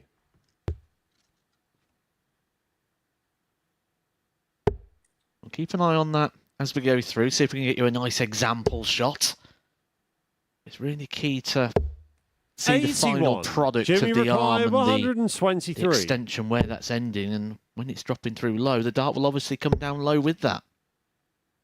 Well, he wants the centre. And he 98. found the middle of the Johnny diddle to require solve the riddle. 115.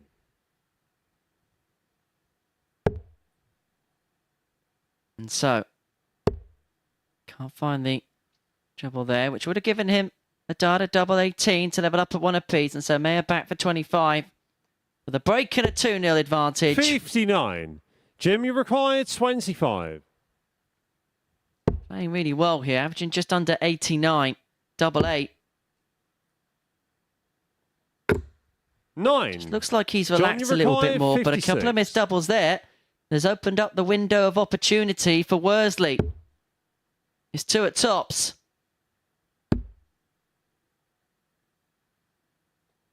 Game shot on the second And it's level leg. at 1 apiece. John Worsley. The window of opportunity on a 56 finish, it's really interesting because, Third leg, it's Jim to throw first. speaking Game from the on. player's point of view here, when you're not playing well, like John Worsley isn't, he's so far off the pace of his best darts. 96. A 56 finish feels like a very, very small window of opportunity. One of those windows that you can't quite fully open because you're on one of the top floors and they've 180. got those little metal rods that stop you from opening it so far. But when you're playing well and you feel great, that window of opportunity just feels massive.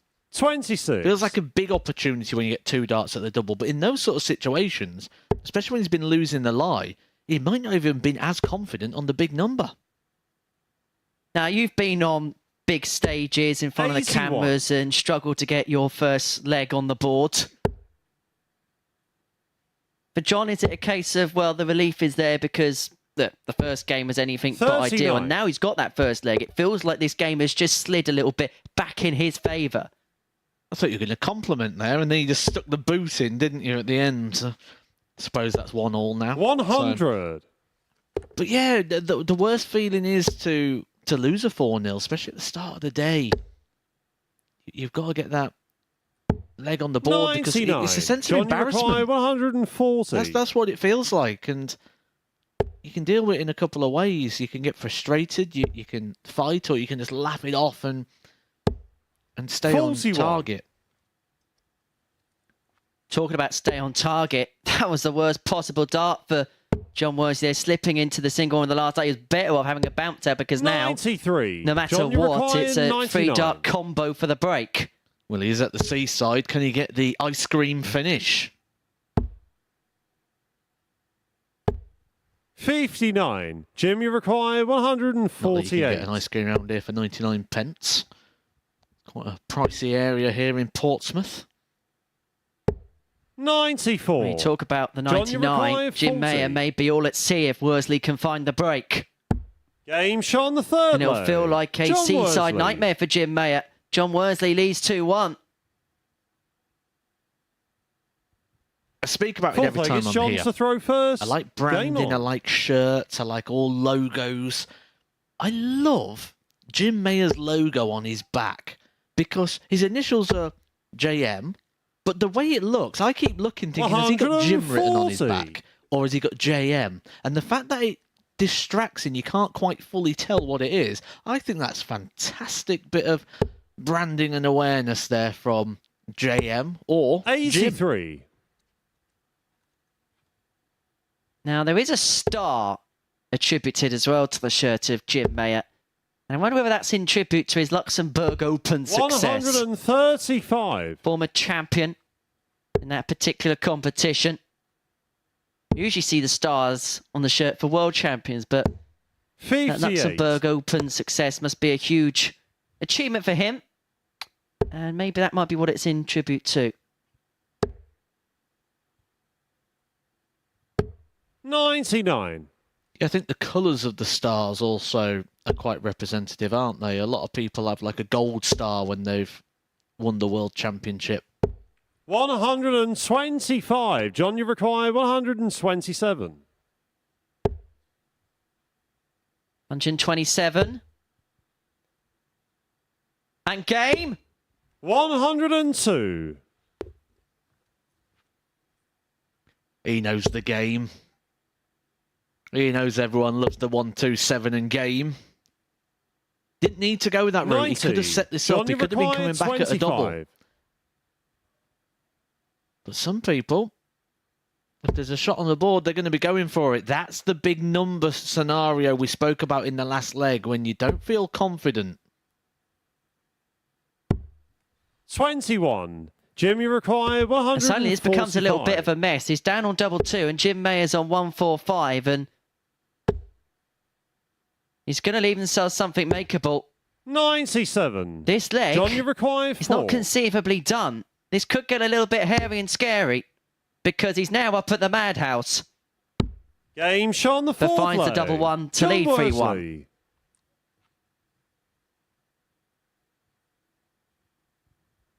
Fifth leg, it's Thought Jim was to going throw to get first. hairier and Game on. scarier then. But he's a man who often likes to leave things at the top end of the board. He likes the tops. So 60. double one's not a bad adjustment, really. Just next door.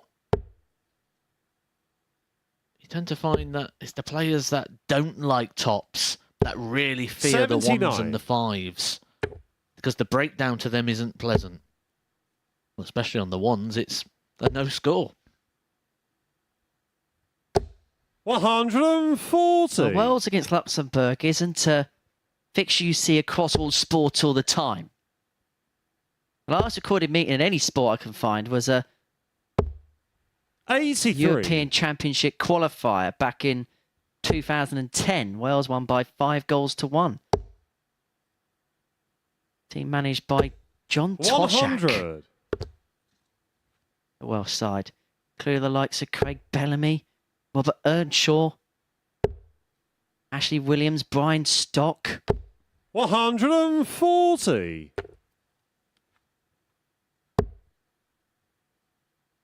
Bit too late for Ryan Giggs, wasn't he? He was probably finished by then.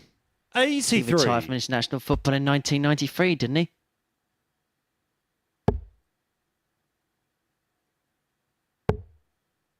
So 118 for Mayer, hoping to get Worsley's number, bring it back to 3-2.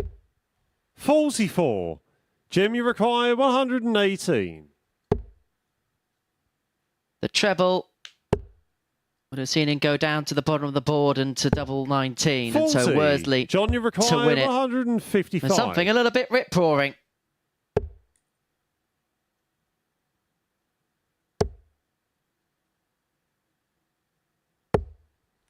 $60. Jim, you require 78. Game shot the fifth That's leg. a nice clean finish Jim there Meyer. from Jim Meyer. That's just going to make him feel so much better about this one, and it's just going to keep John Worsley thinking, Sixth leg, because it's John to throw first. there'd been a Game point on. there where John Worsley would have thought this was all starting to go back his own way again, where when you've lost your first game 4-0 and you're coming up against a player who, before we came in here, 100. if you'd have spoke to John Worsley and said, which games do you really highlight as the ones you're going to want a perfect record across the group, not just today, where you're going to want to get 3 100. wins from 3 from and take all 6 points. This would be one of those games that he would look at and go, there's one for me. 140. Much improved performance, so it has to be said here from John Worsley. He's put about 20 26. points on his average. I had little doubt that he was going to stay down that sort of 68 that we saw in the opening game. I don't think I've ever seen John Worsley throw a 68 average before, to be honest with you. 83. And I've been in and around buildings with John Worsley for the best part of 8 to 10 years. He's in the room now. 100. Could enter the winner's enclosure in the next couple of visits. And the setup is succulent. 138. You just have that moment where you go, I hope he's checked the scoreboard before this and he doesn't go pop in a 180. We have seen that before as well. 60. John, you So require tops 40. for Worsley for 4-2 success.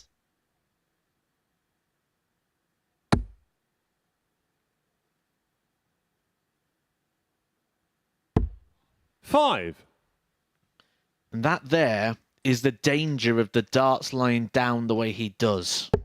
Because we saw from that fantastic camera angle there how the dart sat down and sort of blocked the bed and he had to work around it. 60. The beauty is, though, he's John, you completely require outscored Jim 35. Meyer in this one. He's got an opportunity to come back for 35 for the match. It's 2 16s. Game. And it's shot, a win for and the match, Worsley. John He gets Worsley. himself in the winner's enclosure, getting the better of Jim Mayer by 4 legs to 2. Doing so with a much improved upon 84 average, 5-11 on the doubles. That will be much happier performance as far as John Worsley is concerned, following his opening salvo against David Kirwan. So we are 2 rounds of fixtures down for the day. Coming up after the break. We're going to kick off round 3 with Brown and Kirwan.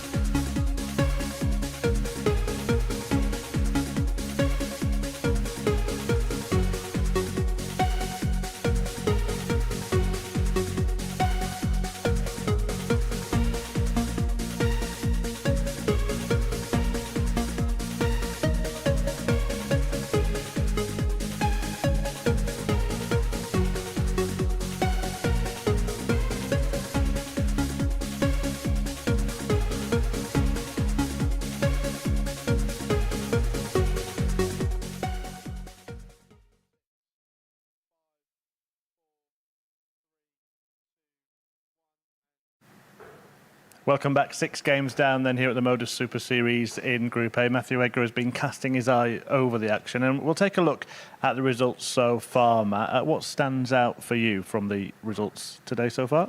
It's got to be the man top of the table at the moment, Rennie Eidams, picking up back-to-back victories. It's a good start, really, for him. We don't really know what he was going to bring here.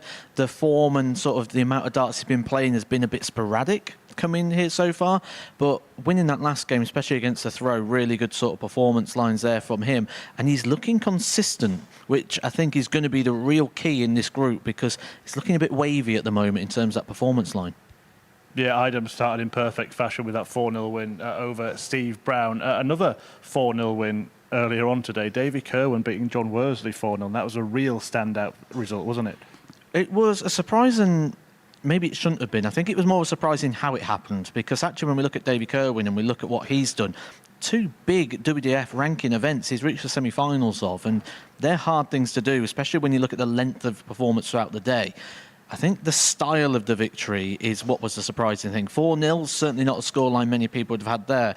But John Worsley was not at the races in the slightest in that game. He really struggled his way through that one, averaging just 68, a man who's reached a semi-final on a PDC Pro Tour, which again just gives more kudos to that win there for Davy Kirwan and what he's going to be capable of and what we could see from him as the week goes on. I think he's someone we're going to see improve and grow into the experience. And I mentioned on commentary, he really comes across as someone who's got a real winner's mentality. Yeah, and another player who sort of struggled in his first match was Steve Brown, but you mentioned in comms actually the way that he bounced back in his second game was really interesting and encouraging for him. It was his whole demeanour from the very first 3 darts he thrown. It was a completely different attitude and a different version of Steve Brown. I've been around Steve Brown for probably about 10 years, maybe longer now. So I've seen many different versions of Steve Brown, the Steve Brown that really was focused on his career, to the Steve Brown that's focused on other people's careers, to the Steve Brown that now plays darts sort of as a bit of an escape and a bit of recreation. And with that, we saw him sort of transition between different versions of himself. He's got an air of confidence about him, whether he realises it or not, or he feels it or not. He's one of these people that posture-wise and power positions, shall we say, on the stage, and he really knows how to dictate that stage. We saw that in the last game, and I think when we're talking about a group he's got here where there's a lot of inexperienced players, I think that could be quite a key factor. Well, let's have a look at that group. The first look at the table there. Majority of players with 1 win, Rennie Eidams at the top. As for Jim Meyer at the bottom, have you seen enough from him to suggest that he will pick up victories? Yeah, I can certainly see him picking up victories. I've been really impressed with, actually, I like the action of Jim Meyer as well. I think he's going to do some bits. And actually, to be honest with you, when I look through the entire table, I think this is one of those where we're not going to see anyone pull away from it. I don't think anyone's going to get detached. Yes, it's looking at the moment that Jim potentially could become that, but I don't think we're going to see that across these 3 days. I don't think anyone in this group so far has shown enough to suggest that they're going to run away or get detached. And I think we're just going to have a group where everyone's going to beat everybody. Every time we come up here for a chat, we're going to be changing my decision on who's going to win. I think at the start of it, said John Worsley. I'd like to change that already. And I'm sure when we have a chat at the end of the day, I'd like to change it again. Well, Rennie Eidams, as we saw, sits on top. One of Steve Brown or Davy Kirwan is going to join him on 4 points. So let's get the action back underway with Henry Deacon in commentary. Thank you very much, Chris. And so, here we go. Round 3 about to begin. Brown against Kirwan. The first battle of that. So who is going to get to 4? Who is going to join Rennie Eidams at the summit of the table? We are about to find out. Well, let's just pitch the tent then from both players' days so far. First leg, it's Steve to both throw players first. Game on. Improving their performances from game 1 to game 2. But with a difference of results, Steve Brown lost 4-0 to Rennie Eidams in the first game of the day. Disappointing performance from the bomber. Falsified. Then responded with an 81 average and a 4-2 success against Tom Becker. As for Kirwan, well, he averaged 74 get over the line against off-colour John Worsley in his first game before an 82 average and a 4-2 defeat to Rennie Eidams, who at the minute is looking like the most assured player of the 6 so far. 85.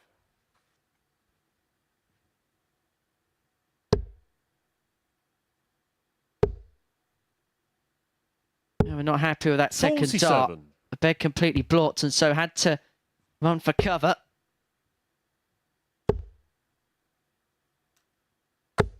140.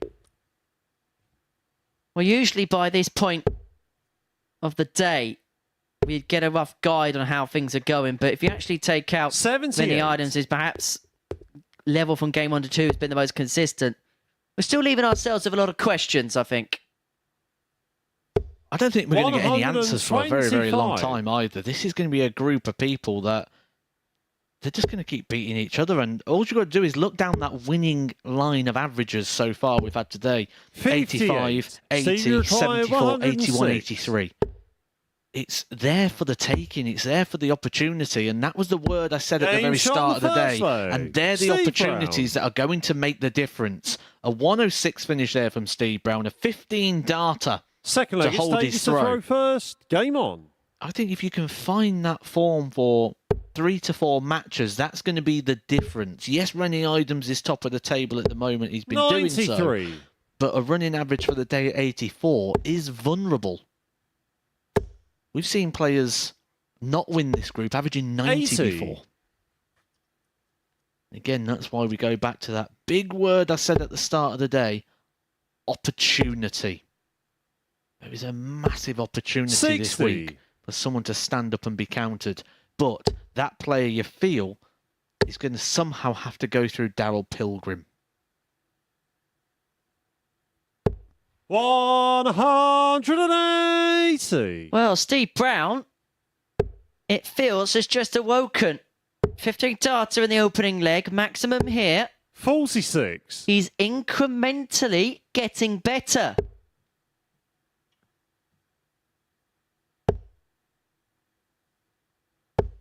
$95.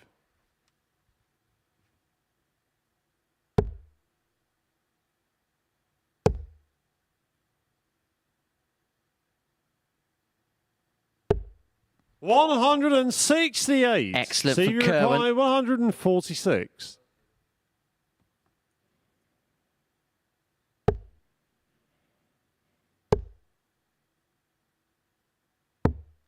$90. Davey require 134. Well, this is just a safe throw for Davy Kirwan, this 134. And the 18's route. 98. And so Stevie Brown back Reply, for the 56. break, back for 2-0. Well, he should have had a couple of darts at tops, but he's only going to get the one. Game Oh, shot he the needed the second one. leg. He needs Steve 2-0, Brown. back-to-back 15s, the moniker consistency. Third leg, it's I would Steve go to with throw the first. moniker of Game on. brilliance, especially in what we've seen so far from this group. 15 darters, that's 100 average. That is more than enough. 139.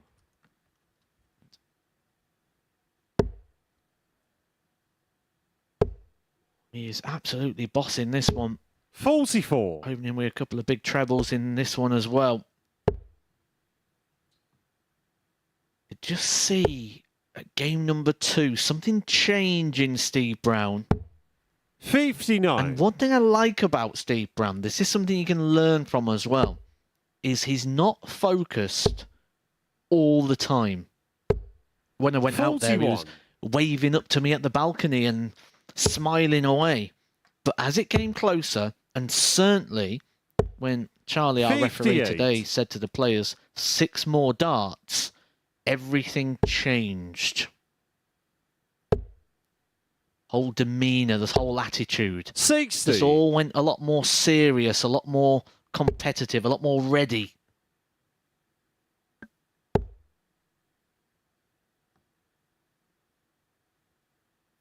We don't have the ability 105. as humans. It's not our nature to be concentrated and focused all the time. We need to have that ability to come 97. in and out of Stevie focus Reply, 140. if you want to play peak performance, especially a format like this where you're going to be playing 5 matches across the day and 15 games will be played 82. in total, where you're going to have to play, sit down for 40 minutes, play.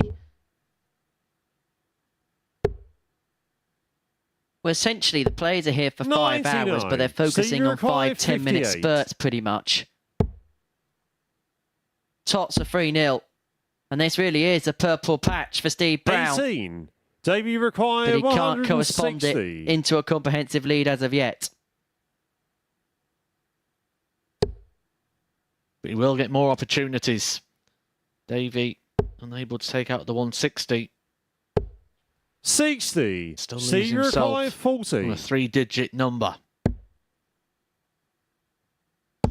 Game shot on the third leg. 3-0 Steve Brown. And he is getting better as the games go along. 75 in the Fourth leg, first, it's Davies 81 to in the throw second, first. Game averaging on. 90 here, 50% on the doubles. First leg in this game, he has 1 in 5 visits, that one. 57.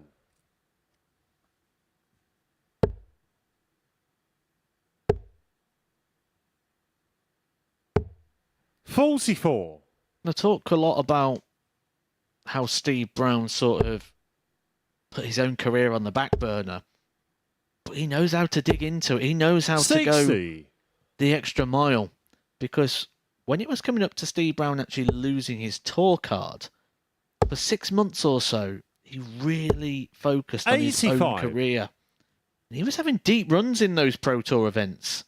He was very, very close to holding on to his card in the end. One thing you don't lose 59. is that talent and the ability.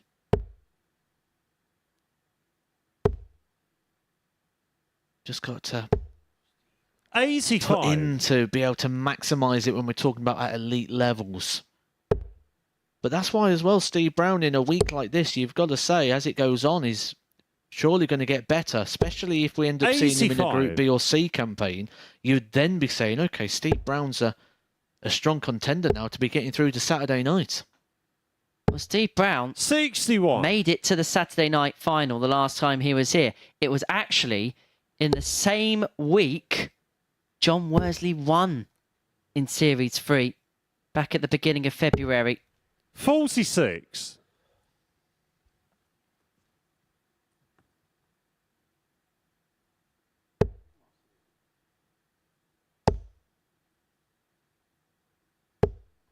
$64. Talk about relief on the face there of Steve Brown. Doesn't leave him a finish, but it puts him a bit more in striking range. 124. He was watching there, he was watching what Davey was doing. Didn't like to see the first 2 darts go in the treble though.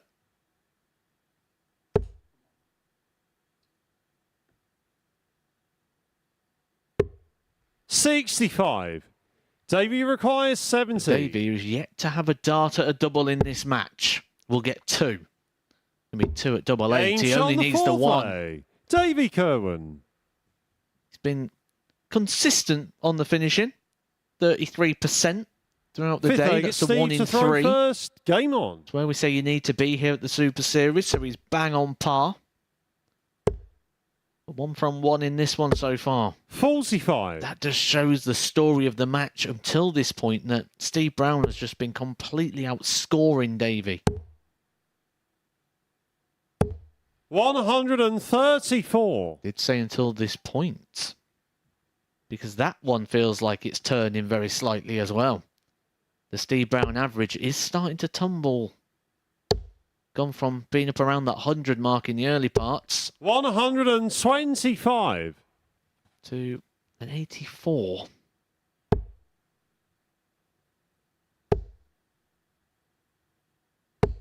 $100.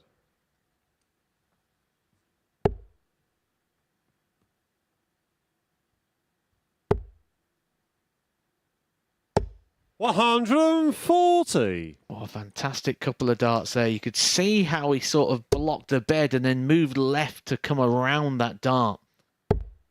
The David Beckham of darts, we'll call that. 45. Which I suppose is about right because Steve Brown does have his own franchise within the sport. 100. The chair of the amateur darts circuit.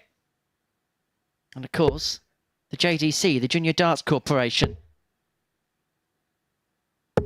134. 91 though for himself. Steve requiring To 91. grab a 4-1 success. 51. Davey, you require 88. To save it. The way Steve Brown's been finishing 3 from 6, 50%. You feel this has to go for Davey. Moves the wire. 81. That could be it. Steve, 40 for the match for Steve Brown. Tops are Brown. Game, Victory shot, for Brown, and, the match, and it Steve puts him Brown. onto 4 points. 2 wins from 3, and he's getting better as the games go along. He gets the better of David Kirwan by 4 legs to 1, doing so of an average just under 85. 1 of 8 when it came to the finishing, and so Steve Brown moves up to 2nd place in this embryonic league table. Next up, Tom Becker up against John Worsley.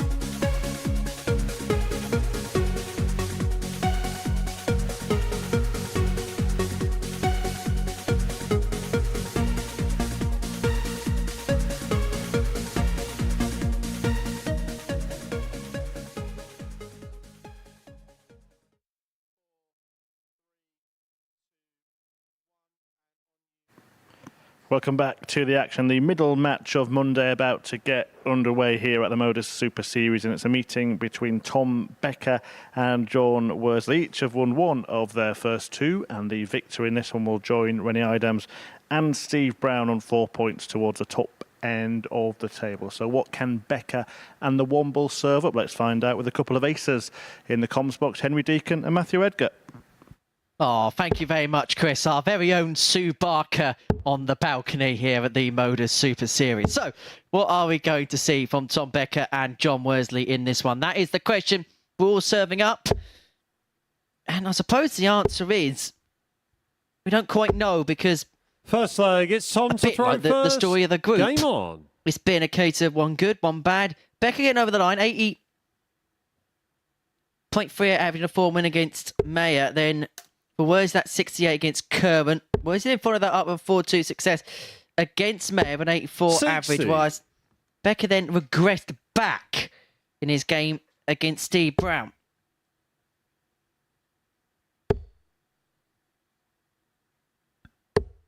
$60. The very start of the day, I did pose a question about John Worsley and said, is he going to need a couple of games just to get back in the swing of things?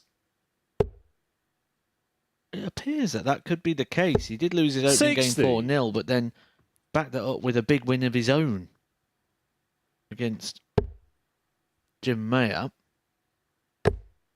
And the average significantly better. 100. An 84 in that next game. Now, an 84 is something that still Worsley won't be happy with, but it's getting more towards the territory he needs to be. 55.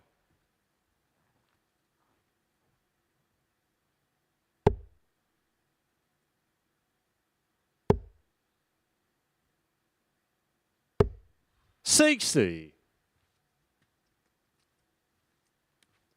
For Tom and Jim, is this the game maybe where we learn a little bit more about and where the reality really kicks in? Is it going to be a better gauge of potentially where they're at now? You've had a couple of samples of them. Well, one thing they won't have that they would have had at the start of the day, adrenaline. They'd have had that at the very start of the day, the excitement. 84. Everything that comes with being here for the first time. Now, what we're left with is core dart player. 48. This is where we get to see what they can pull out under these circumstances.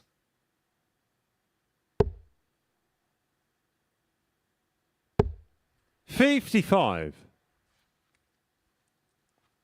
This is where a player with experience like a Worsley or a Steve Brown will start to come through. 26. John, you require extra emotions out 142. and the smoke clears. You see this quite a lot, even on the biggest stages when a player debuts and they walk 52. on stage and they've had Tom, the big you require razzmatazz walk on 157. and all the excitement, and then when they come back after the break, they can't re-find it. But Tom is finding. Game shot on the first Finds the biggest leg. finish we've seen so Becker. far. The 157. John Worsley shows the appreciation for that shot. He was chasing down Second the leg, break. it's John to throw first. Game on. But the opportunity did not present itself. Big finish from Tom Becker. And John Worsley must be looking at this and thinking, the level that's being played, level that 83. he's played, he must be feeling at this moment in time that there's a real opportunity for him to really grab the ball by the horns in this group. And at the minute, he's just not been able to do that. 60.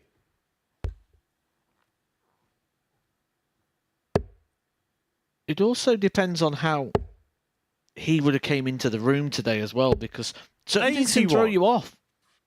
He may have came into the room today thinking, I'll need this day to sort of settle into it a bit. I haven't been playing as much darts as I'd have hoped. If I can maybe get 3 from 5, that 100. wouldn't be a bad return, and I'll kick on Tuesday and Wednesday. Then he'll be sat in there seeing on the monitor it come up that he is actually the odds-on favourite to win this group. 137. And that may be something that puts on a little bit more pressure than he would have wanted.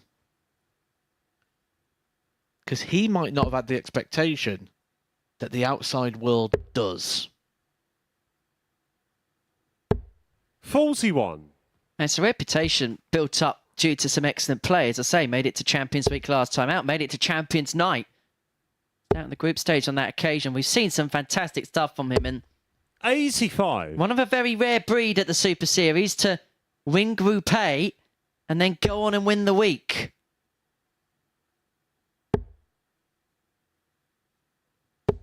$140. John, you require 115.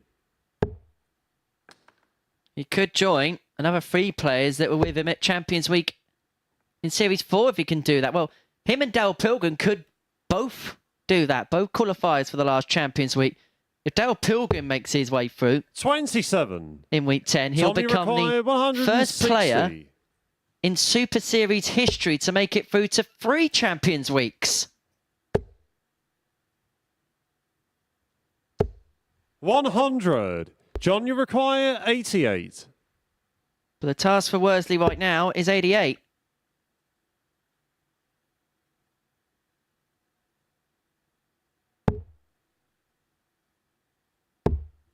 $48. Tommy requires 60. It's tops. Now double 10. Game Sean the second. It's a break for Becker. He Becker. leads 2-love in the third game. Third leg, it's Tom to throw first. Game on. And he has the serve to move himself onto Henman Hill. Have you finished yet? 100. Someone's been enjoying the tennis recently. Let you into a little bit of a secret. Our referee, Charlie Corstefine, spent a little bit of time at Wimbledon last week. 95. Had a brilliant time there.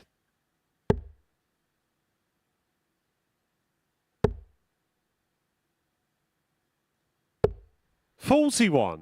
Well, someone who's not having a brilliant time of things right now, John Worsley. The odds-on favourite to win the group. Lost his opening game. 4-0. 60. Did get a win on the board. That one was 4-2 against Jim Mayer. 2-0 down here. 36. It's kind of what I said up on the balcony with Chris Murphy, that I feel everyone's form been very wavy. But for John Worsley, the lows 140. are lower than I've seen from him before. It's not what we'd expect. Now going back to that pressure, is he ladling that as well, possibly upon himself? It's very easy 100. to let expectation overtake you, especially when you don't match that expectation. If he came in here feeling like the favourite, 138. you love seeing that you're favourite. Trust me, you let everyone in the practice room know you're the favourite. Even if you're not, as long as you feel like it. And it just makes me question 100. John, you require what has John Worsley 68. been doing in this period of time as well, because it's been a long time since we've seen John Worsley here at the Super Series. The ball for Worsley. 25. Not to beat. And so Tommy Becker is required back for 1-2-4 to make it 3-0. Treble 18. Would have given him a dart at the ball. 92. John, you require 43.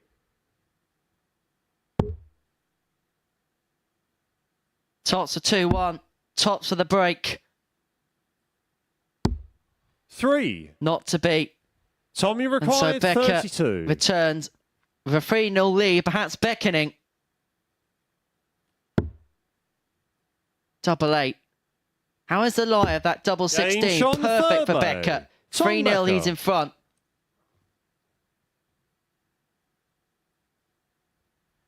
Fourth leg, it's John to throw first. John Worsley. Game on. Is staring down the barrel of a second 4-0 defeat. In groups like this, where you'd expect that all the players are going to be getting 85. similar results against each other and it's going to be a bit of a battle, you lose 4-0, you could be in a little bit of trouble. You lose 4-0 twice, 41. you could be in big trouble, because these are the sort of groups where leg difference will come into play. Whether that's for the difference between a Group C and Group B, or whether that's the difference of winning the group or not. 140. Let's put it this way. He loses this game 4-0, John Worsley. His legs difference after 3 matches will be -6. By contrast, 58. when Eidams' leg difference after a couple of matches is +6.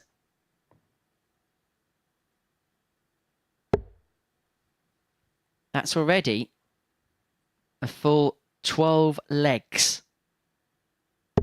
95.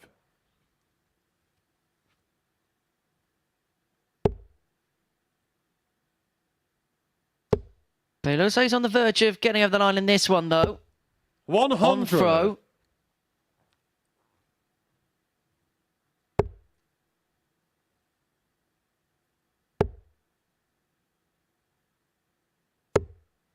$82. And he's done it again. He's left 99 again.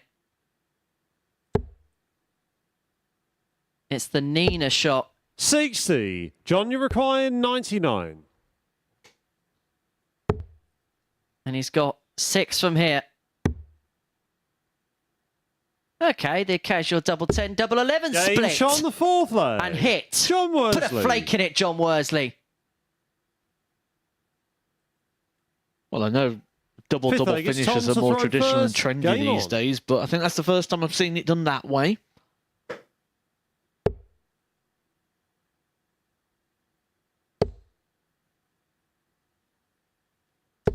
$100. Another thing to note on both the players here is the setup. All black barrel, 58. black stem. Even more so here for Tom Becker, who even uses a black flight on the back. This is just going to, on the eye, just merge in very slightly 180. with the backdrop of the single 20, which you can see there being black of colour. But the other thing it's going to do on stages like this, where there's all the lights at the top, 180 for the pair.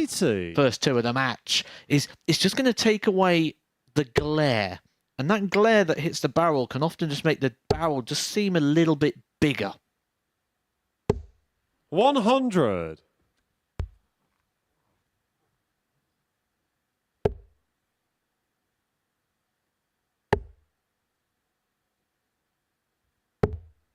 $61. Tom, you require 121. 6 darts for the match for Tom Becker.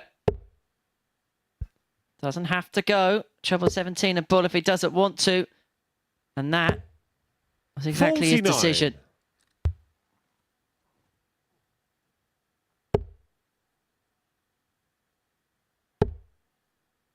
Well, John Worsley's done enough to survive not getting 59. 2 4-0 Tommy requires defeats. 72. But he might not have done enough to resist taking a second defeat of the day. Becker's finishing in this match has been brilliant. 3 from 5, including a 1-5-7 finish. 40. John, you require Worsley 143. will need something very similar himself. A couple of trebles for a double. Looking down to the treble 17. He will not find it, so Tom Becker will come back with 3 darts in his hand to serve John Worsley. His second defeat of the day. Tommy required 32. And importantly for him, it'd be a second win of the day. Game, And that is shot, found. and, the match, And that's a 4-1 Tom win for Becker. Tom Becker. John Worsley, the favourite going into Group A, has got a little bit of work to do. A 4-1 defeat to Tom Becker. A 1-5-7 finish, really changing the course of that match in Tom Becker's direction. He beats John Worsley by 4 legs to 1. He moves on to 4 points. Coming up after the break, Eidams are going to keep up his 100% record in the group if he can get the better of Jim Mayer, who's looking for his first win of the group.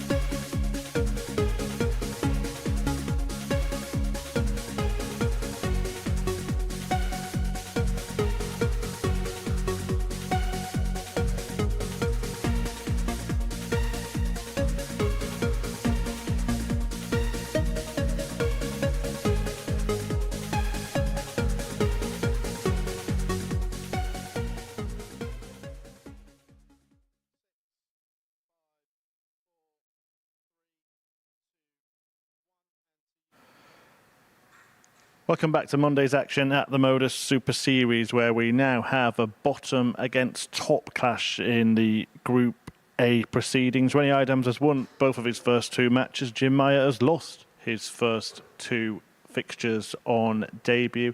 Nobody has solved the cube yet. Can Jim get any joy here? Let's find out in the company of Henry Deacon and Matthew Edgar. Thank you very much, Chris. So, a bookenders battle to finish off round 3. First leg, it's Rennie to throw first. Well, game on. We've mentioned it before, but we feel like with Rennie Eidams, he's the one player that we know exactly what we're going to get from. He'll probably average in and around the mid-80s. He'll be proficient enough on his doubling. 100. And maybe the question is what Jim Meyer can produce in response.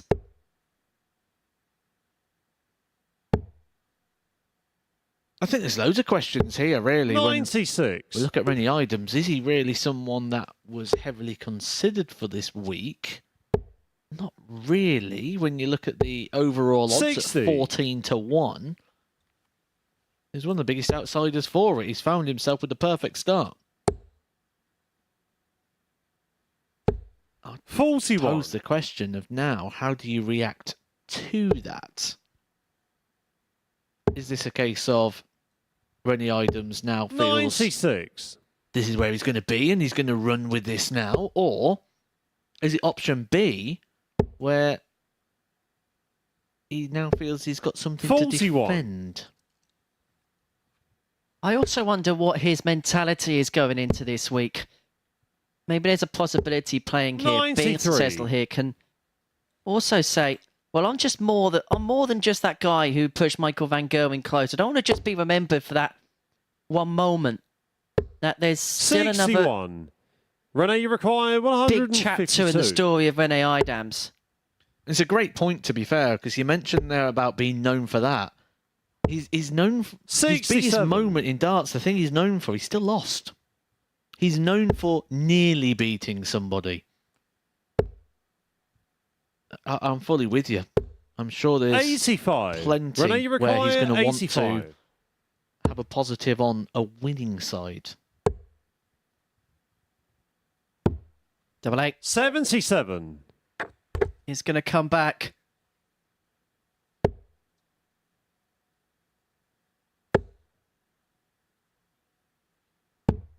$43. Rennie, you require 8.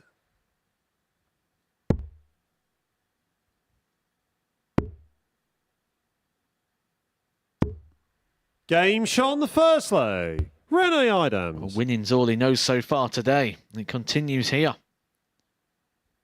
Second leg, it's Jim to throw 21 first. darts, but it doesn't Game matter on. how many darts it takes you, as long as it ends with the double. Rennie Eidams will be thinking this is easy. 60. Mind you said it was. Just go and win the group and qualify for Saturday night. 60. Yeah, but you know. For Jim Meyer here, is there a possibility that all the excitement that he would have had 62. for weeks he's known about this opportunity, for weeks he's probably got excited for this. When you get to this point and it's not going as well 60. as you would have liked to have hoped it to have been, can you feel like maybe I really wanted this so much, but at this moment maybe this stage could 99. just all consume me, suck me in a little bit, because he's waited so long for this and he's still waiting to really get that big moment. 140. It's a tricky one to answer because it happens and it can happen, but a lot of the time 100. when you work to get somewhere, like Jim has to work to get to a stage like this is the reward for your hard work. This shouldn't be 80. a step beyond your hard work, and it's got to be seen as a reward. I've worked really hard, I've played all these darts, I've done all this travelling, I've beat all 60. these players. Rennie, you Being require here is my reward 161. rather than something to fear. That's what I feel like working with Glenn Durrant. 88. Jim, you require Something to fear or that's your 120. reward? That's a perfect first start as far as a guide for Meyer, but it would have made a couple of problems when it came towards 60. tops. But Rennie in terms of getting the requires treble, that 73. sat up perfectly. So Eidams back for the 73 for 2-0. He's going to get a couple.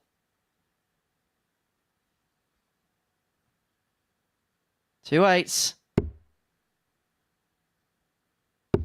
2-0. Shot on the second Eidams leg. gets the break. Rene Eidams. Not quite been up to the sort of standard we've come to expect of him after his first couple of performances, but it's enough to Third leg, it's Rene open to up that throw 2-0 first. Game advantage. on. It's enough potentially to put him on course for 3 wins and 3. And importantly as well, if he can get a big victory here, he is going to have a big, big margin 42. when it comes to the leg difference.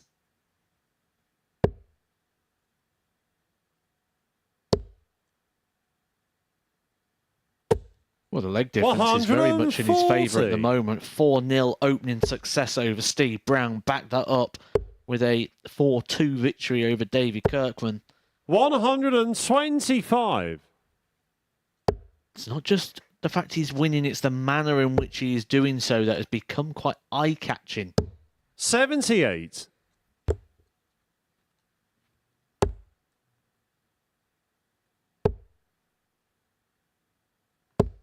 $100.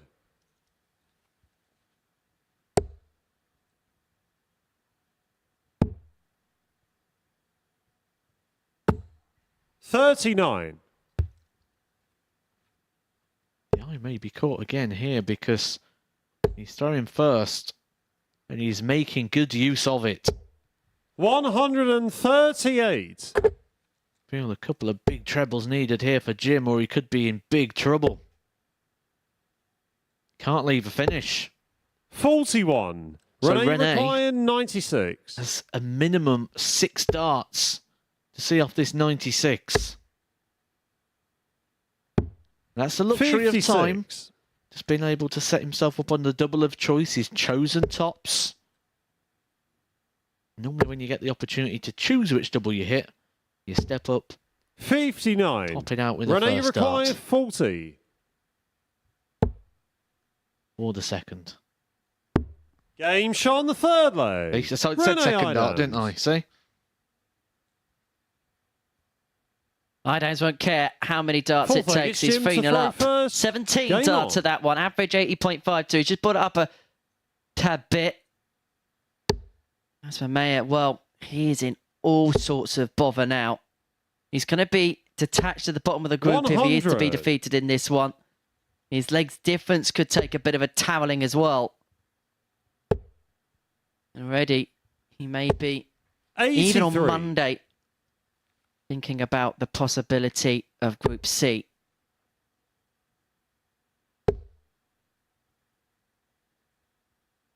One of the things we've yet to see today so 85. far is a game that's gone close. We've not seen one game go the distance and go 4-3 as of yet. And it just seems 43. like whoever takes a lead early on tends to go on to win the match. There's not much resistance or resilience at the moment from this group. 58. Is that a confidence factor? I think it's an inexperience factor. 92.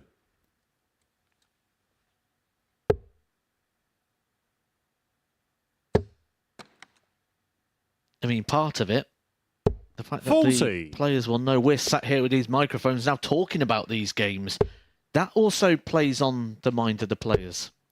What's being said at certain periods, especially when they have 81. a big wayward dart or they have some bad visits. They'll be thinking, well, I wonder what the commentators are saying now, and I wonder what people are thinking at home, and all these inexperiences where actually the only thing that 58. matters to the player is that game of darts, that throwing of the tungsten into the board. But you can often think about all those 100. external Jim, you factors that are require going on. 160. All the production that goes around your game of darts. It becomes more than just throwing. 60. Rene, you require 102. Are these going to be the final throws of the match? Eidams for 4-0 victory. Double 16. Game to make it shot 3 wins and from the 3. match, And Rennie Eidams Eidams. seals a second 4-0 victory in 3. He is becoming the dominant force when it comes to this Group A on the opening day. The 4-0 success gives Jim Mayer another average in that 80 region, 81.24. That 102 checkout to finish, and 4 out of 9 when it came to the finishing. Work to do for Jim Mayer. He is getting cut adrift a little bit at the bottom of the table. Coming up after the break is going to be his compatriot Tom Becker in action. He takes on Davy Kirwan.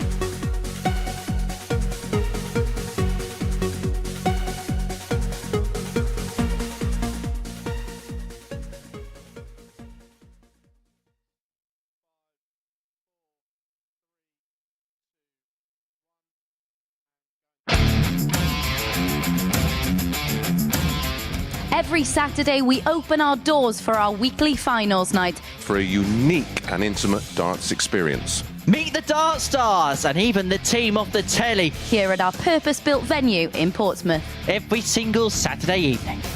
Tickets can be booked via this QR code. Or at www.dartshop.tv for a very small booking fee. Follow us at MSS Darts on Twitter, Facebook, Instagram and TikTok. For all the latest ticketing news. All you need to do, log on, book, turn up, and the action gets underway from 7:30 p.m. So what are you waiting for? Get your tickets to the darts. We look forward to welcoming you to the MODUS Super Series very soon.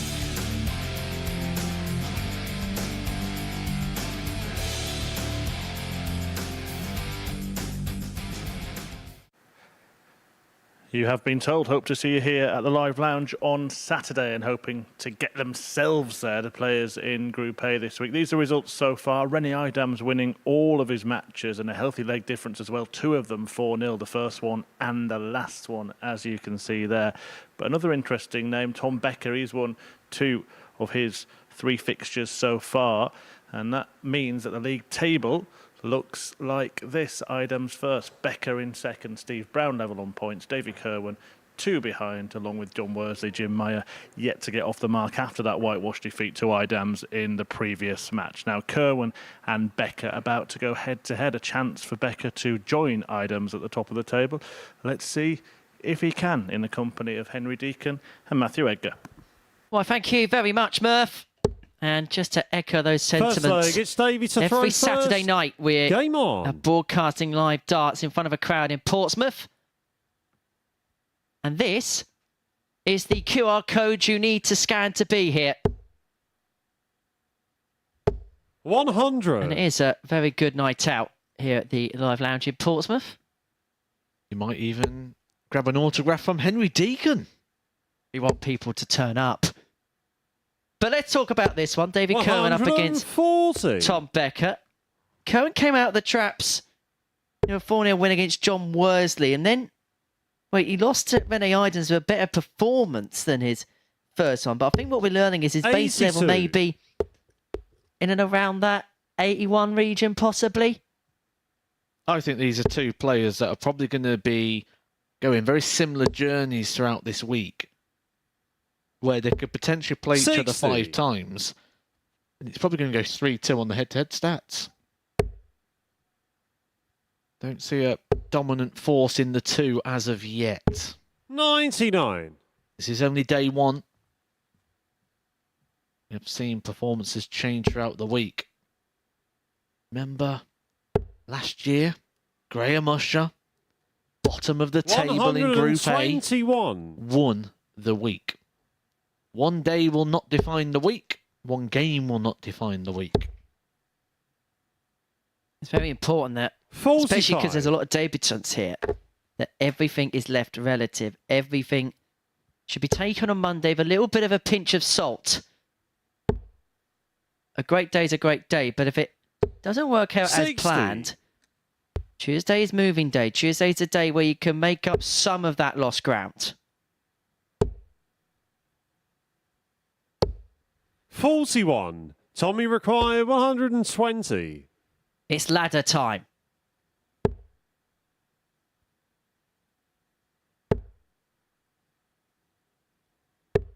$60. Davey required 134. We'll need to find a perfect visit. By that I mean 2 trebles and a double, or a treble and 2 doubles. 94. Tommy requires 60.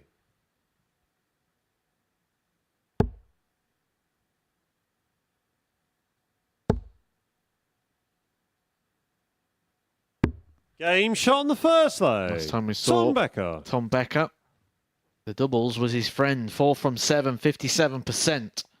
Second leg, it's Tom to throw first. Game on. Sort of growing into the experience, and it's normally the doubles that will highlight that key sort of stat,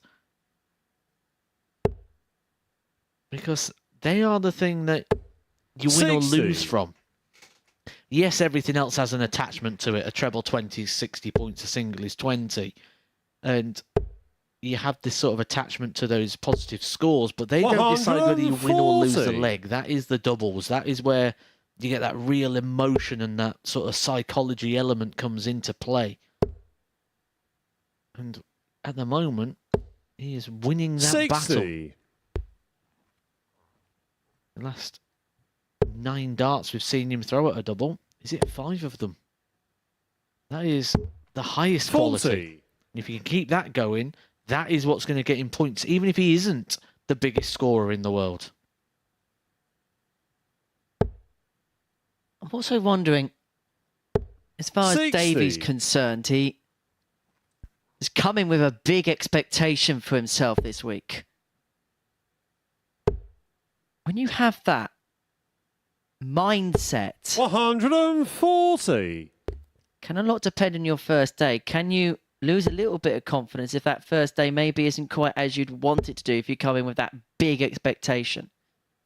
100. Can do, but I feel it shouldn't in the sense here for Davey, because as much as he's done a bit of travelling and he's played in some events. He's not quite got the experience of something like this. 134. It feels different when you play on a stage like this. It takes a bit of getting used to.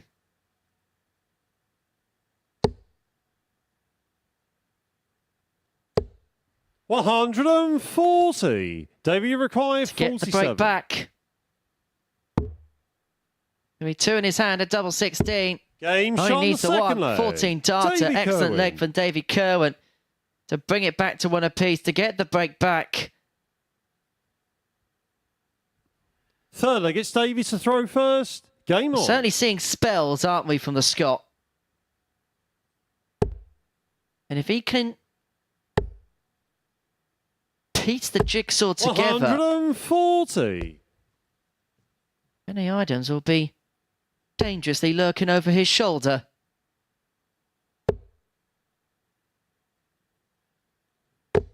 $100.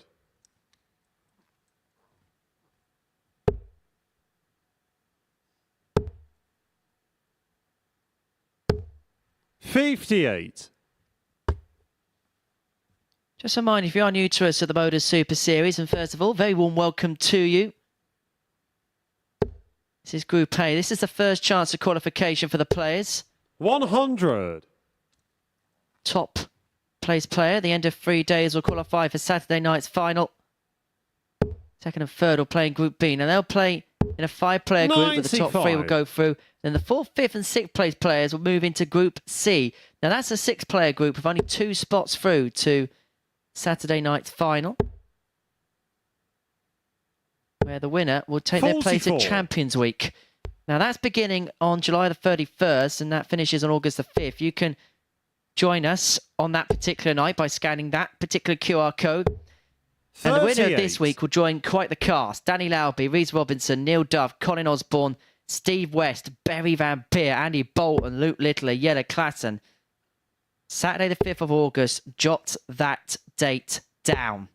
60. Davey require 170. Will we be jotting a Davy Kirwan big fish into the notepad? Not this time. 42.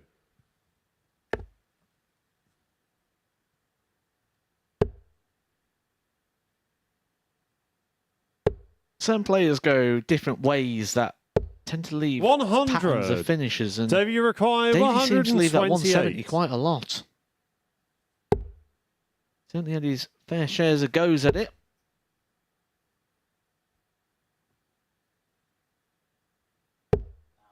$42. Tommy required 97. For the break.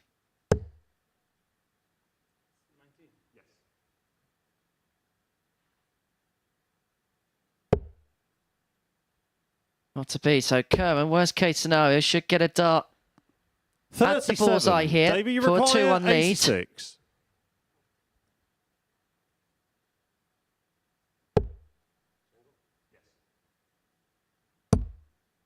Just about in. The red bit. Game shot on the third Bed leg. it. The middle of Davey the diddle Kirwan. does solve the riddle for Davy Kirwan. And how ironic when he just about squeezed in the single, leg, it's Tom he to could throw bend the first. ball with Game quite on. some aplomb.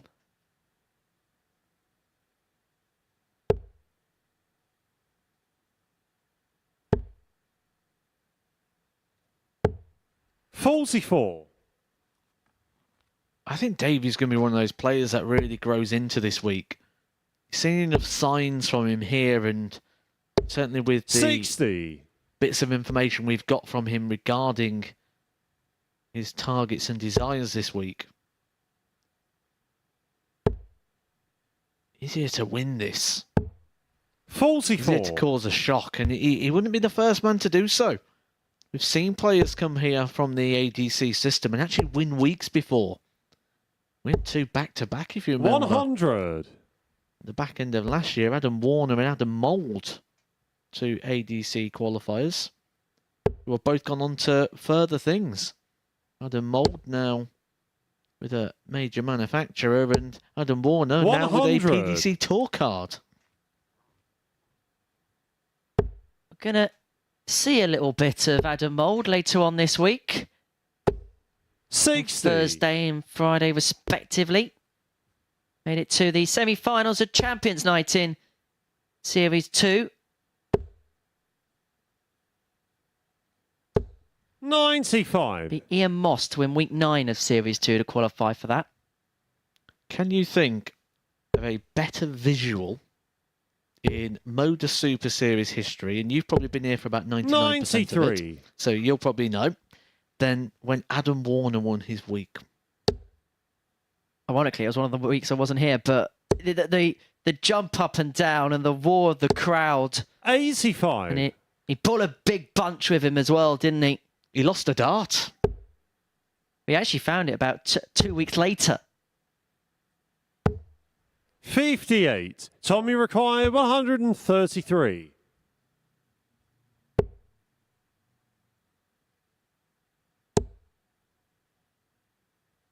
Although if we're talking about Super Series 59. limbs, Owen Bates' Debut celebration required is right up there. 130.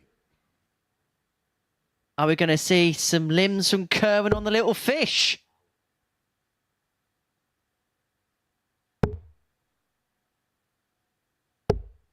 $40. Tommy requires 74.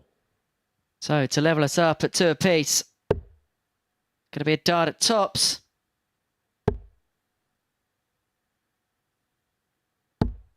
$54. Drag just below. Debut required Kirwan's 90. already bedded the bull in this match.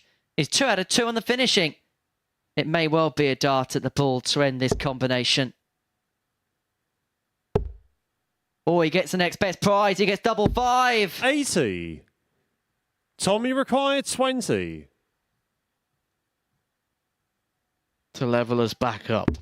Game shot on the 4th leg. And he needs the Tom one. Becker. Tom Becker's finishing really has gone up as this day has gone on. Did mention you don't have to be the biggest scorer if your doubling 5th stats are leg, so it's Davies strong. to throw first. Game on. There's a case in point. And the other thing it'll do is it'll make your opponent aware. 60. It'll make your opponent a little bit wary. Davey will be aware that he can't give Tom any opportunities. And the practice room will work out these stories as well. 45. They'll be aware that you might be able to outscore Tom, but if he gets down, he'll take it out. It just forces the issue. 140. Makes you try and push a little bit more. And when you ultimately try harder in this game, it opposite tend to happen. You tend to lose that level of performance the more you try. It's a strange old game. 60. I wonder what the Luxembourgian is for wading. Mind you, we'll have to get a couple of translations for that because in Luxembourg they have 3 official languages. 45. And those languages are...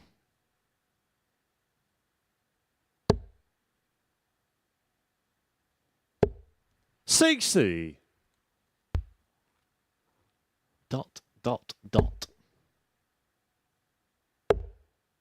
Insert Google here. 100. Henry Deacon will be back in a moment.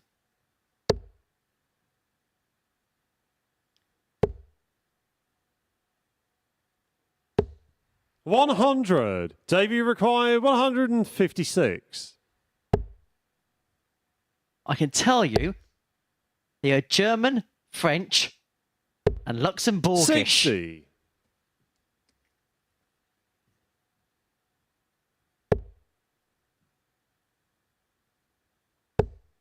So Kirwan back for 96 to take a 3-2 lead. 60. Debut required 96. Been in control of the game.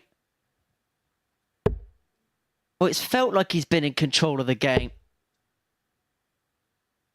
But he's 56. being made to work hard for everything.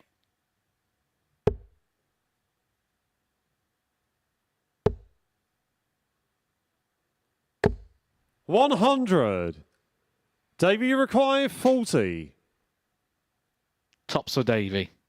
Game shot That's on the a 5th nice leg. solid holder Davey throw. Kirwan. Always feels good when you get the holder throw. Don't matter how many darts it is, as long as your opponent hasn't had an opportunity to win the leg, you feel 6th leg, fully in it's Tom control to of the throw situation. first. Game on. That's exactly what's happened there. Yes, it's 19 darts, but Tom Becker didn't get a chance to win the leg.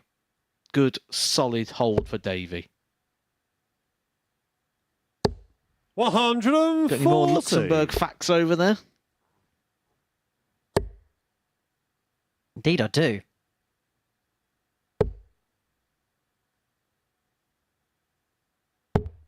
$44. The richest country GDP per capita. Not a clue what that means. Home to the restaurant with the largest wine list in the 59. world.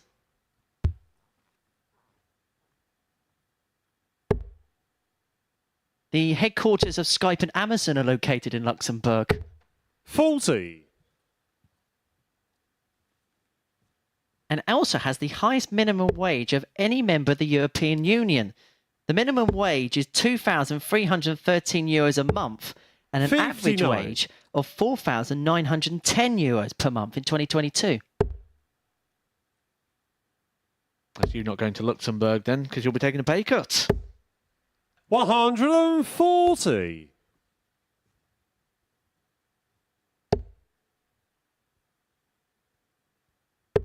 But if you do decide to move out there, you can take advantage of their free public transportation. 140. Welcome to Travel with Henry Deacon. 140. Welcome to darts with Tommy required David 103. Kirwan. Just when we're starting to think that he was getting his way out of this leg. And a big score. Game shot the sixth Nice leg. finish there from Tom Becker. He treated us to a big one in the last game. That was the big 157.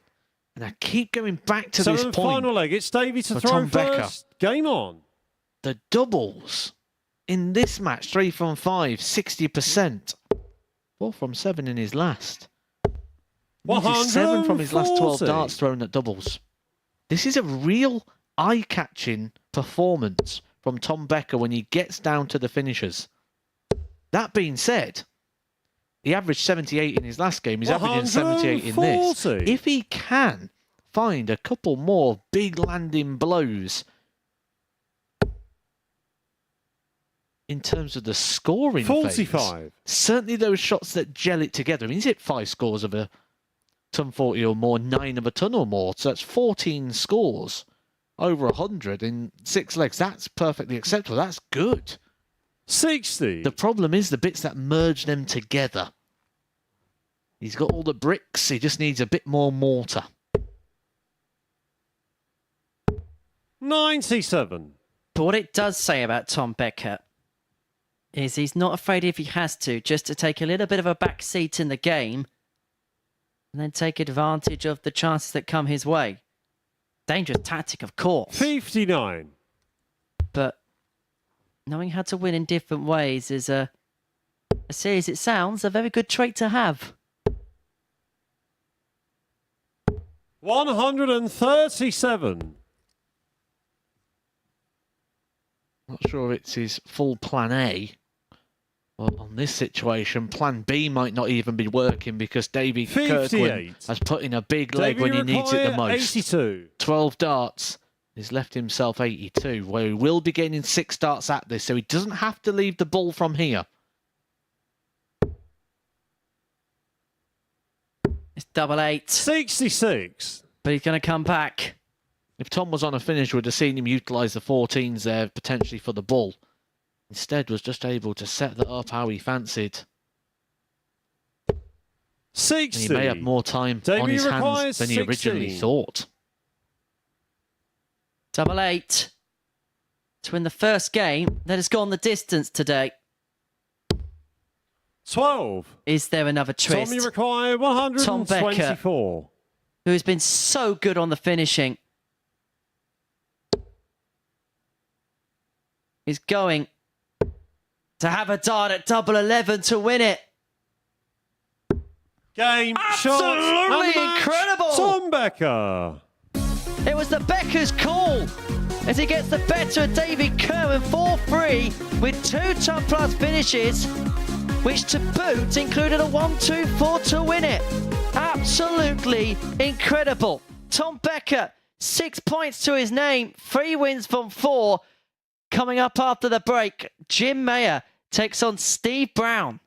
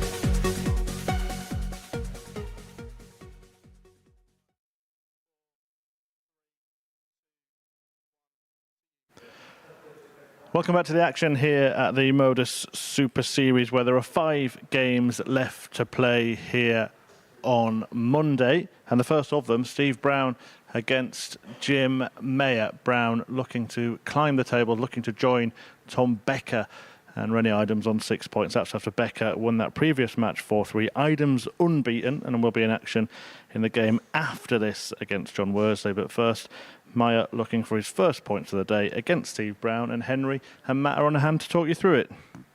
Thank you very much, Chris. First, game on. So we've seen Jim Mayer's compatriot, Tom Becker, make it 6 points of his day. Mayer, we're going to get on the board himself. 55. Up against him, Steve Brown, who is getting better as the games go along. And you mentioned, obviously, the amount he's played probably being dictated to what's happening elsewhere. But you said as soon as he gets his eye in, we could see some good stuff. And maybe we're beginning to see that with Steve now. We saw a couple of 15-dart legs in the last match, which, on the basis of today, that's 85. up there with the best we've seen so far. We've not seen many people popping in these big leg visits. 64. Yet to see him pick up a victory. Just makes you lean towards Steve Brown in this one. I'm going to make a prediction. 131. Ooh, do tell. And you'll have to bring this up on Saturday because I won't be here. But I think Steve 74. Brown will be. Playing or... I'll stick with this. With 140. the blanket statement because I think it's no, he'll be playing. I think Steve Brown will be in the final 6. 100. Steve, you require 60. For a break of throw in the opening leg. Tops of Steve Brown.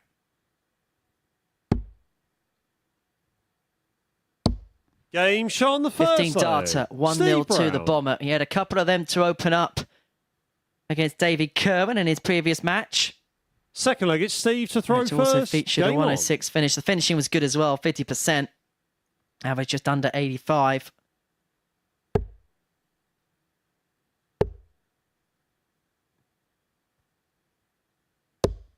60.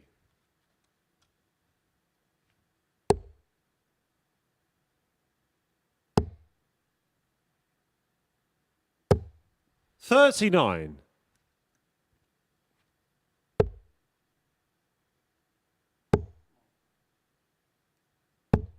58.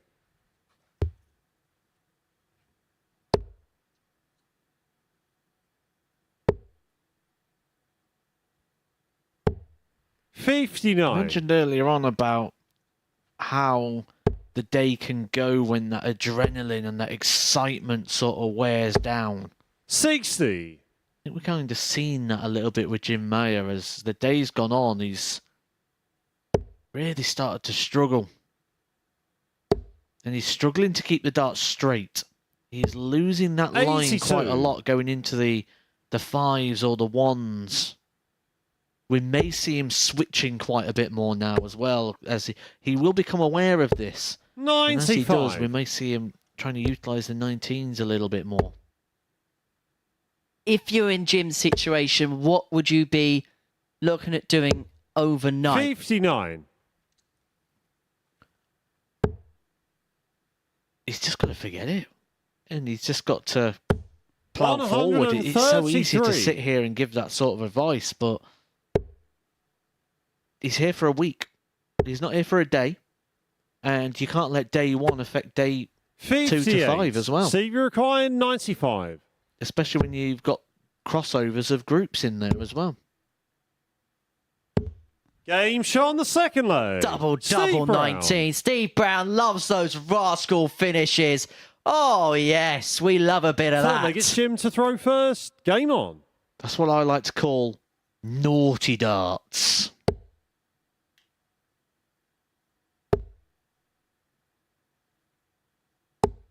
$83.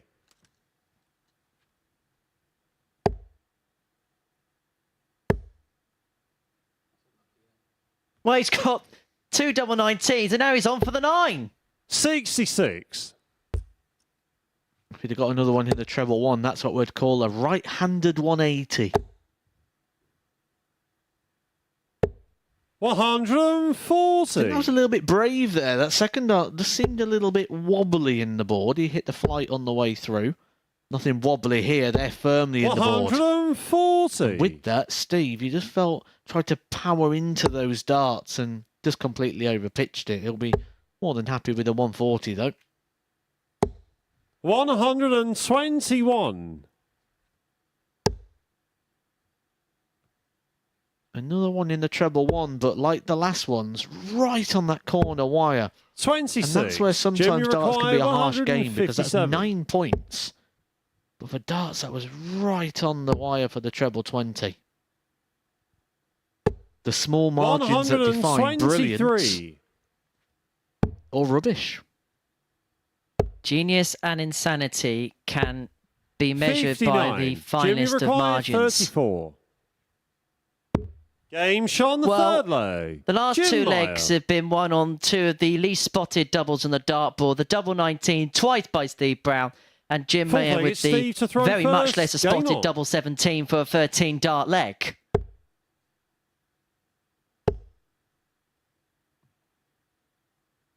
And it's not even close 100. between double 17 and the other darts on the board that gets hit the least frequent. There was actually a spell at the World Darts Championship where they went nearly 4 years without a double 17 60. being hit in that particular tournament. Sat nicely in the board there for Steve Brown. He likes it where he just has that little bit of a kick 97. on the dart. It was really sort of highlighted, wasn't it, when Phil Taylor was playing and it was talking about 96. stacking on top of the darts and which player or the angle suits which players. 46.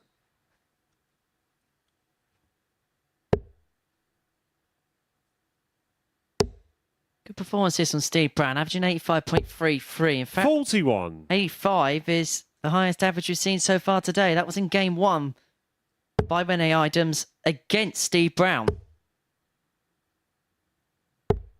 58.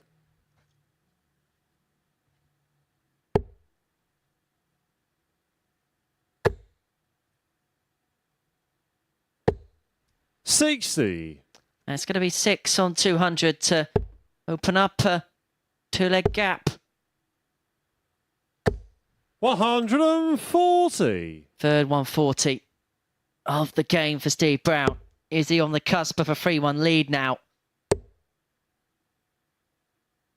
Mayer's not really been able to Steve, you require throw 60. much by way of response. And so tops would give him a cushion, but he's got a cushion 40. in terms of time as well in this leg. I don't know if it's a cushion. It might be a beanbag if we're talking about the separation between the two.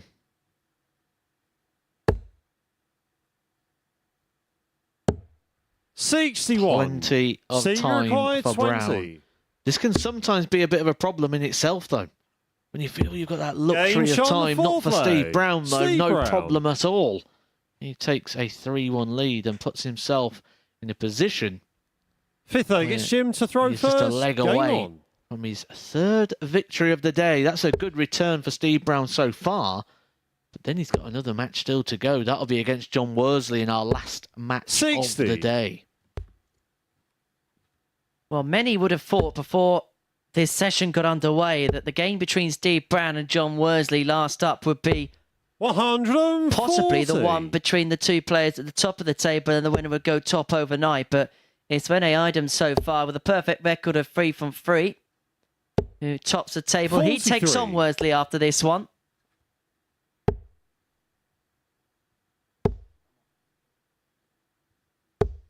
$100. And this is the thing. Steve Brown, 6 points, no matter what, if he wins this game after day one, we'll know that he's in the week, and we'll feel that there's still levels to go. 59.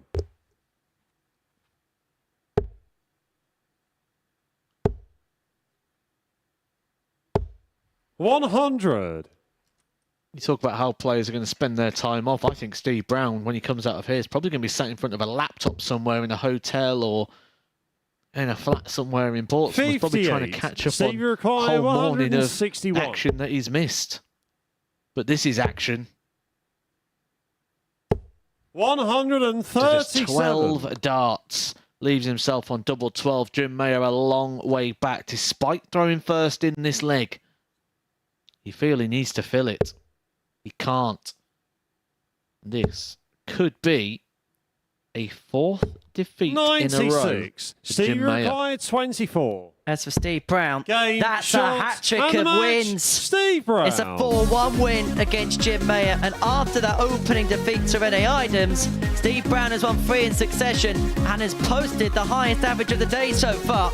An 88.27 average, 4 out of 8 when it came to the finishing, including that classy 95, which included 2 double 19s in the process. Steve Brown is a 4-1 victor against Jim Mayer. Coming up after the break is the top of the table, unbeaten man, Eidams in action. He takes on Jonathan Worsley.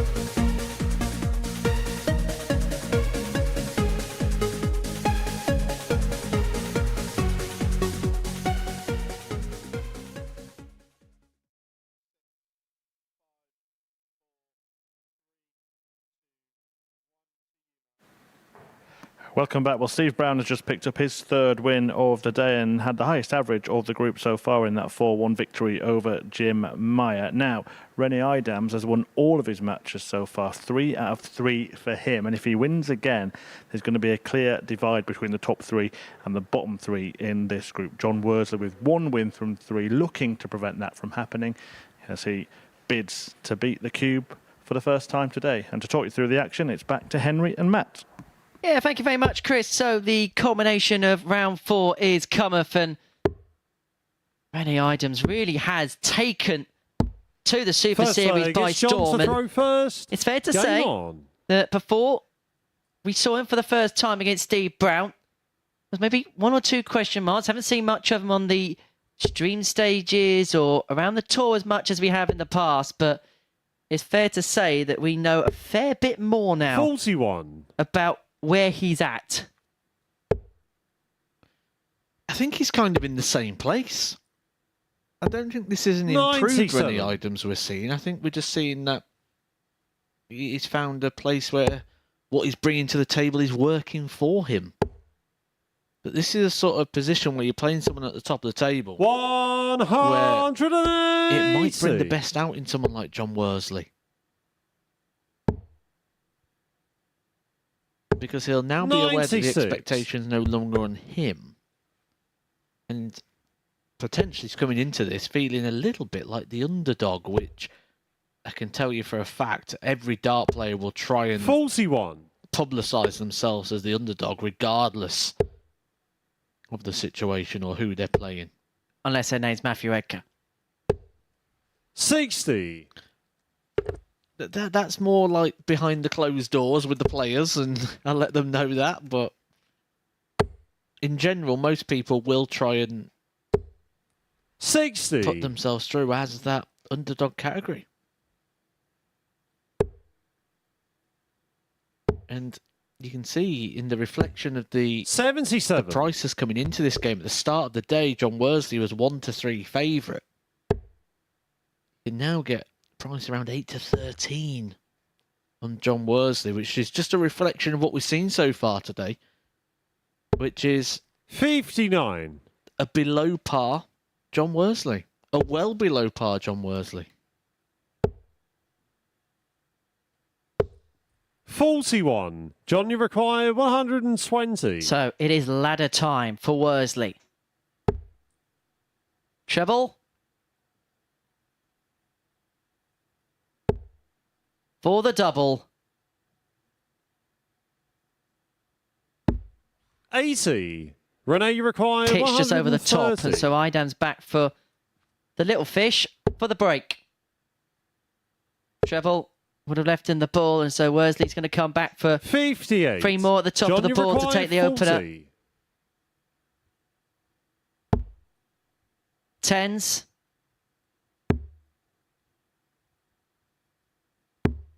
It's a Game fringe for the Womble. He leads 1-0. John Worsley. Second leg, it's Renee The to theme of throw the day, first. I think, is going to be how everything for the players has been hard work. 100. It may not be representative in the scorelines, but you actually break the games down. Even in some of the 4-0 victories, they've been crafting performances. 58. They haven't been rip-roaring, but they've been enough.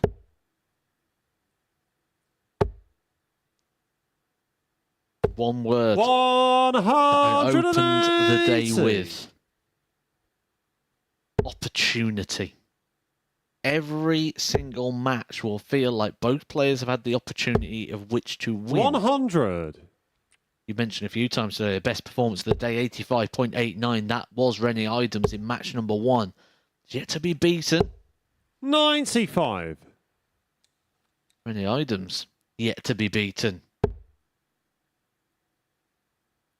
Although he's been beaten so far in this one, he has produced the goods. 40. Renee, you require 126. To try and get us back to a level match.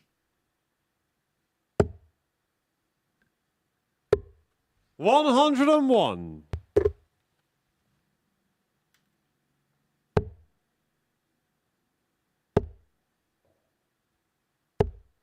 43. Renee, you require 25. To level up, it's 2 12s. 1. Is gonna return.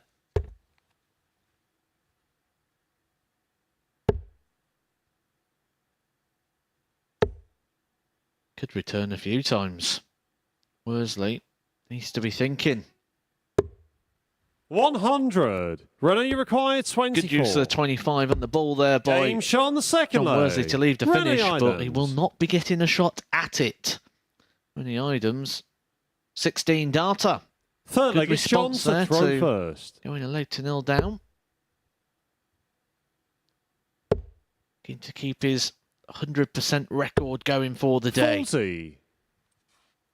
We will see both these players one more time today. Eidams will be taking on Tom Becker, man who's 3 victories from his 4 matches so far. A very impressive return on his debut here at the Super Series. Where Worsley will be taking on a man who's been improving as the days gone on. 85. Man who's also got 3 victories from his 4, Steve Brown.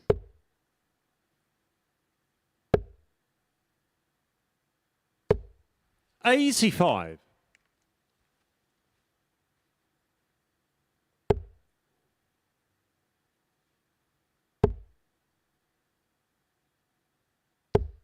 100.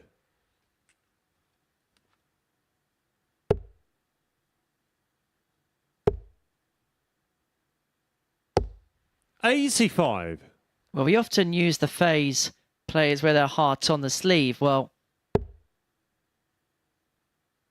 Renee Eidams wears the darts on his hand. He actually has a tattoo on his left hand. You may see on your screen now of a dartboard, and on a tattoo sleeve on that particular hand, it has the phrase "Eat, Sleep, Darts, Repeat." 58. John, you require 151.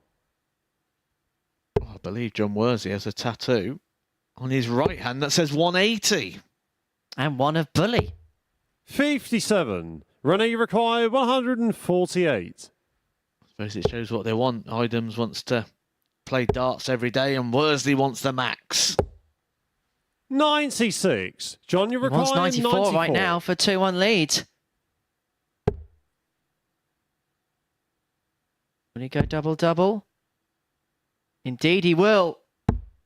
74. But the dart at Renee, top you just require drags underneath. And he's 52. had some severe problems on there today. And that might be part of the reason why Game maybe shot on find the third himself leg. where he is. Eidams Renee breaks. He Eidams. leads 2-1. Eidams could have a bit of a problem there, though, with that tattoo. Fourth leg, it's Eat, Renee to throw first. sleep. Game on. Darts, repeat. Because if he keeps repeating his results that he's having, which so far is just wins, he's not going to have any darts on Thursday or Friday. So it's just going to 140. be eat, sleep, repeat. Sounds a bit like my lifestyle.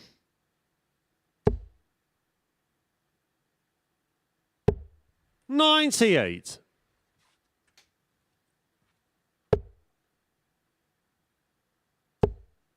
Obviously, courtesy of winning Group A, we'll give him a direct pass straight 140. through to Saturday night, so we will not need to see him Thursday, Friday in a Group B or C campaign, where the other 5 players that do not win this group will be 92. divvied up into different pots, and they'll be joined by players later on in the week.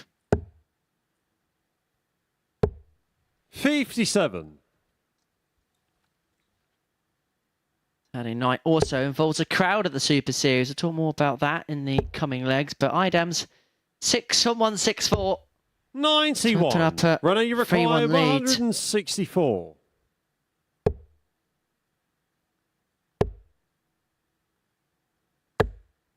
$52.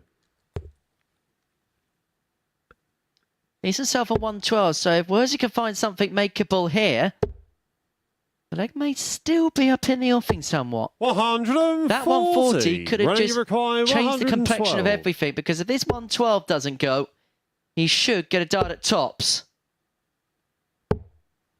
82. He's had a bit of a love-hate John, you relationship require with today. 80.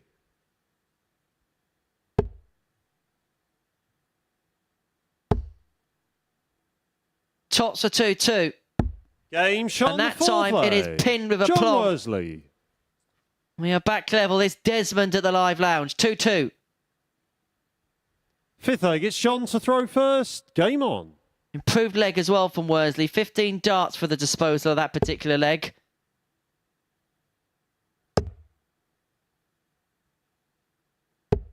$57. Also a busy day aside from the Super Series. Pro Tour day. Up in Leicester, I believe it is, isn't it, this 60. week? Got some Super Series regulars of past and present in action. On ball one, Aaron Monk up against Adam Warner, 2 stars of 2022 in this competition going head-to-head. The Series 1 champion 60. is also in action on that ball. Conan Whitehead has got the assignment of James Wilson, whilst elsewhere, Owen Bates, who we see make it to semi-finals of Champions Week in the past, 95. takes on Nick Fulwell. Connor Scott and Owen Rolos competition regulars in the past. Cam Van Veen takes on Darryl Gurney. Graham Usher, who came so close to lifting the jackpot in Series 1, takes on Joe Cullen. Our commentary colleague, Scott 96. Mitchell, has got Dirk van Dijvenbode. Bay Van Peer takes on Adam Gavlas. 60. Thibaut Tricol up against Luke Humphreys. Chris Lamman, who of course we saw get so close to winning the jackpot on Saturday, takes on Robbie Knops of Belgium.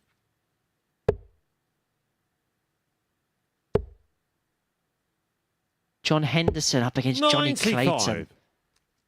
That is wicked. Christian Kiss, Neil Zonneveld. Andy Bolton takes on Chris Doby. And Cam Crabtree takes on Jules Van Dong amongst 96. a number of players who have played here in 2023 at the Super Series to find themselves in action on Pro Tour duty today. As 59. John, you Benny require Eidams finds the 111. perfect setup play to leave 32. John Worsley looking for a Nelson. Aye. Game shot on the fifth Aye, leg. caramba, as far as John Eidams Worsley. is concerned. Worsley with the 111 to lead 3-2. Sixth egg, it's Just gonna running to throw rewind. first. Back a couple of hours, and at the start of the day, I said when John Worsley played that Group A campaign in the last series, where 83. he dominated that week. One of the real key strengths that he had was those low ton finishes. 128. So far, they've not been working for him, but on the moment he recalls and he needs it against the table topper, he finds. 99. And this could really start to put him back in the mix. 3 from 5 would be a good return, especially because he's playing another player who's already on 3 wins in his last game, that being 60. Steve Brown. If Worsley won this, there'd still be a guarantee. There'd be a guarantee a player would get to 8 when Eidams takes on 100. Becker in game 14.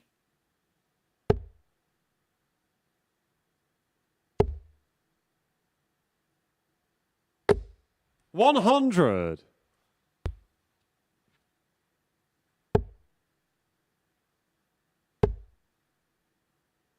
Leaves it all 59. very much in the balance for Tuesday. A day you've called moving day. With plenty of moves and twists and turns 45. going on. Renee, you require 160.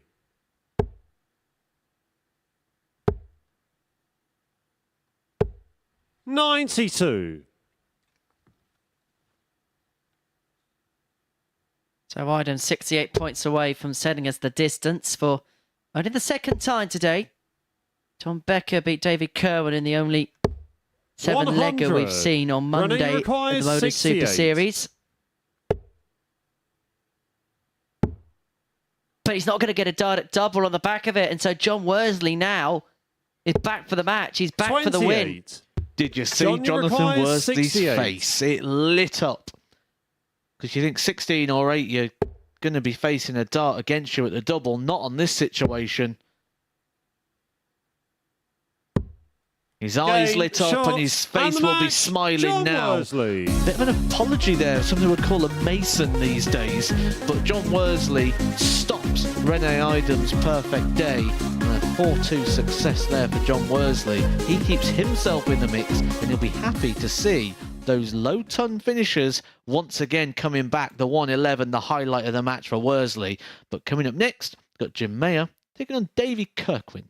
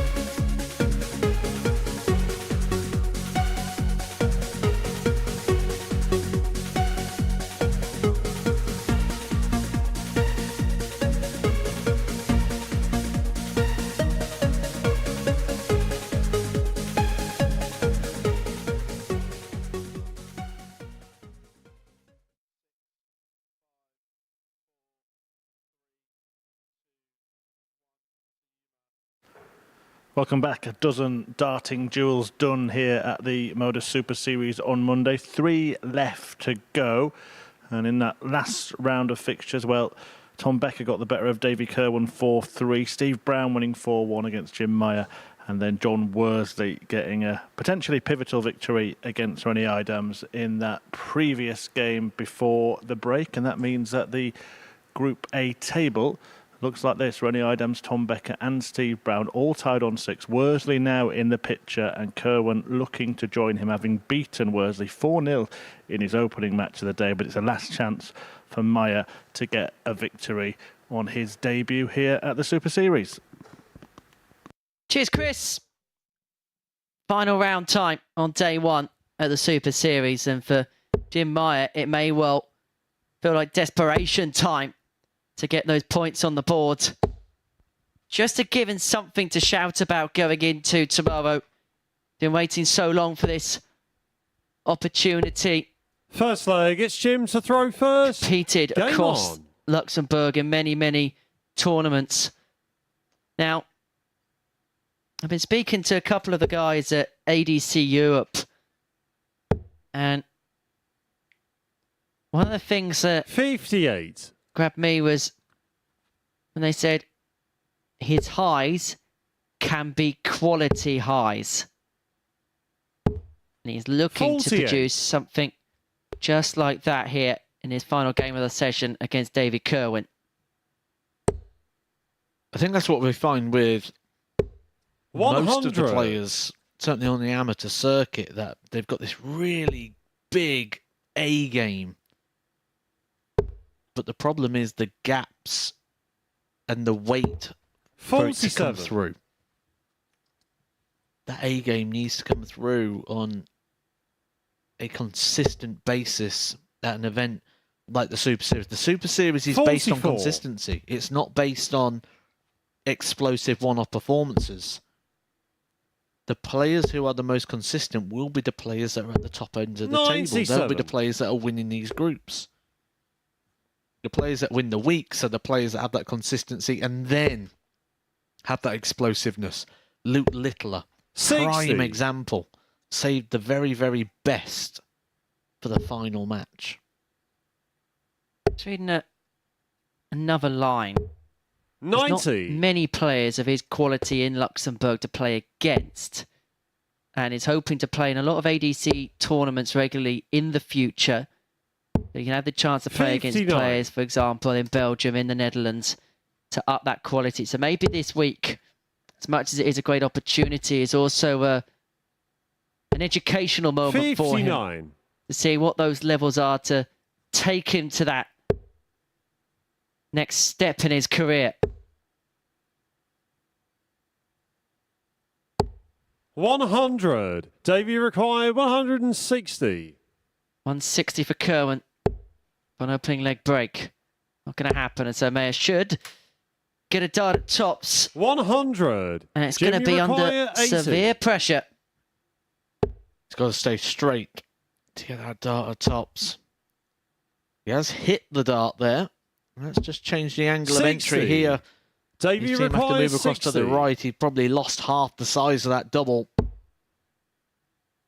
Davey the same. He's got to try and move around the dart.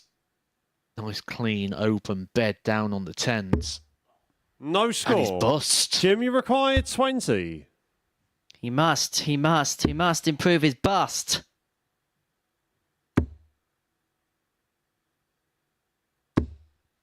No score. But Mayer can't find the double Davey 10 either, but requires Kirwan has 60. to go back to the start. Tops.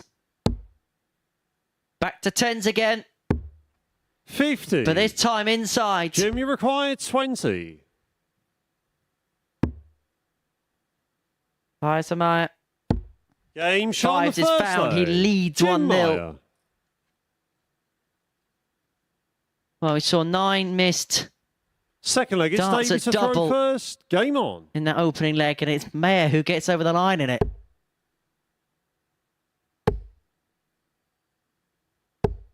$60.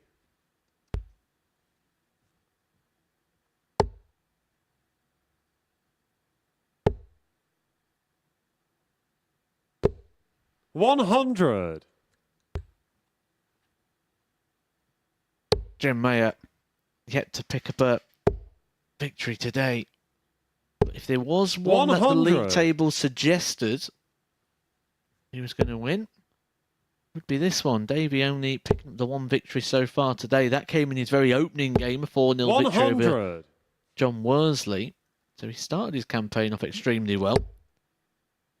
And then when the two play tomorrow, that will be their first fixture tomorrow as well. So 100. big opportunity here for the two players at the bottom of the table to try and potentially do the double whammy over each other, where I wouldn't be surprised if this was a split result 60. where it went one apiece, or the opportunity, I'm going to keep using that word today, is there. That if someone can find the game that's got them 40. to this stage in the first place for 5 to 10 minutes, that's all it needs to be for. They could really play themselves into contention here. Especially Davey, who's 60. already got a win on the board.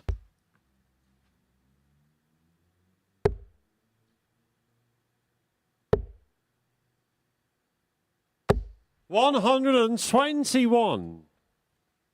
Good setup to leave himself an 80, especially after the first dart. Well, these two seem to have found something towards the end of the leg this time. 145. Davey require 80.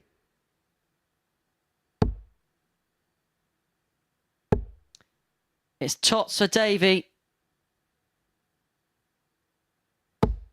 60.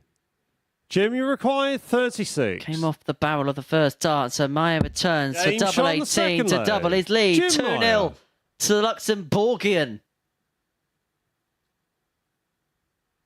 Third leg, it's Jim to throw first.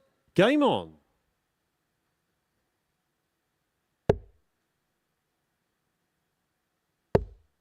Well, the man from the landlocked country is looking to tread his first 41. water here at the Super Series.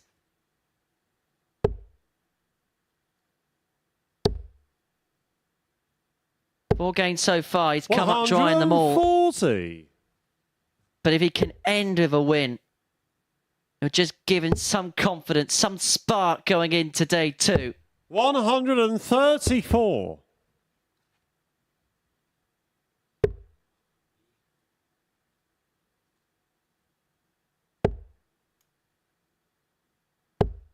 $81.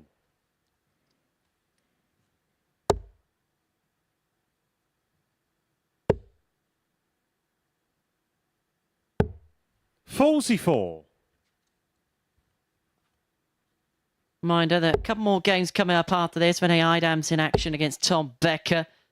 Winner of that one will move on to 8 points overnight. 123. Steve Brown, after that, will be in action against John Worsley. 2 important games to follow this one. This could be an important visit for Mayer. It's a perfect visit for Mayer. 180. Davey required 157.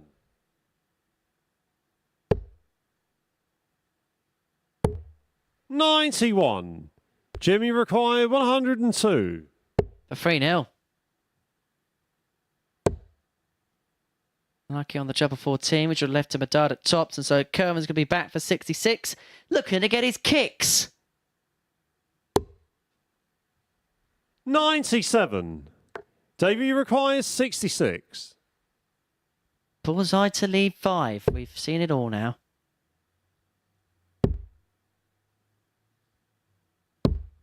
42. 25 to lead. Jimmy required 5. Maybe you thought you left 65. Game shot on the third. Oh, he likes that leg. combination. Jim That one Meyer. double 2. It's the way to go. 3-0. For a man who Vegas, came Davies into to this throw game first. bottom Game of the on. table and not really looking too competitive, especially in his last couple of games. He averaged 70. 60. He averaged 68. His best today's been an 81. This is good 96. from Jim Meyer. This is a good response. A good response to negativity. Negativity tends to breed more negativity. 48. Can it be the case of, look, whatever's happened has happened. One more game, just put everything into it. Has that been the 100. mindset of Jim Meyer in this one? I think he's got nothing left to lose. He 99. probably won't be happy with his performance today. Maybe a little bit of... I can't think of a better word to use, so I'm going to go a bit of embarrassment, so to speak. I don't mean that it's been embarrassing performance, but as part of losing all the time and not producing what you 46. know you can, there will be that sense of it, because he'll know that he's got family and friends that are sat at home right now watching him, thinking, where's the Jim Meyer that we see every 86. single Monday night or Tuesday night, or where's that Jim Meyer? And he'll be trying so hard to show us that same person. 93. Jimmy required 119. To seal a 4-0 success to end his opening day's efforts is tops for Meyer. 99. Dragged just underneath. Davey Kirwan required needs a 155. 155 Hail Mary.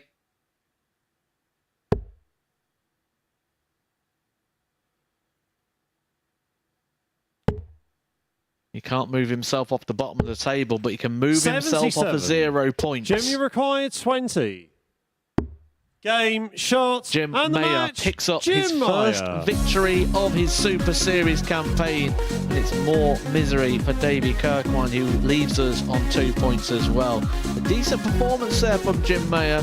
Not only the victory, the way in which he did it, a 4-0, will put him in good stead going into tomorrow's action. But we've got 2 more games still to come your way. Rennie Eidams, who is currently top of the table, takes on Tom Becker, who is second. It's a top of the table clash.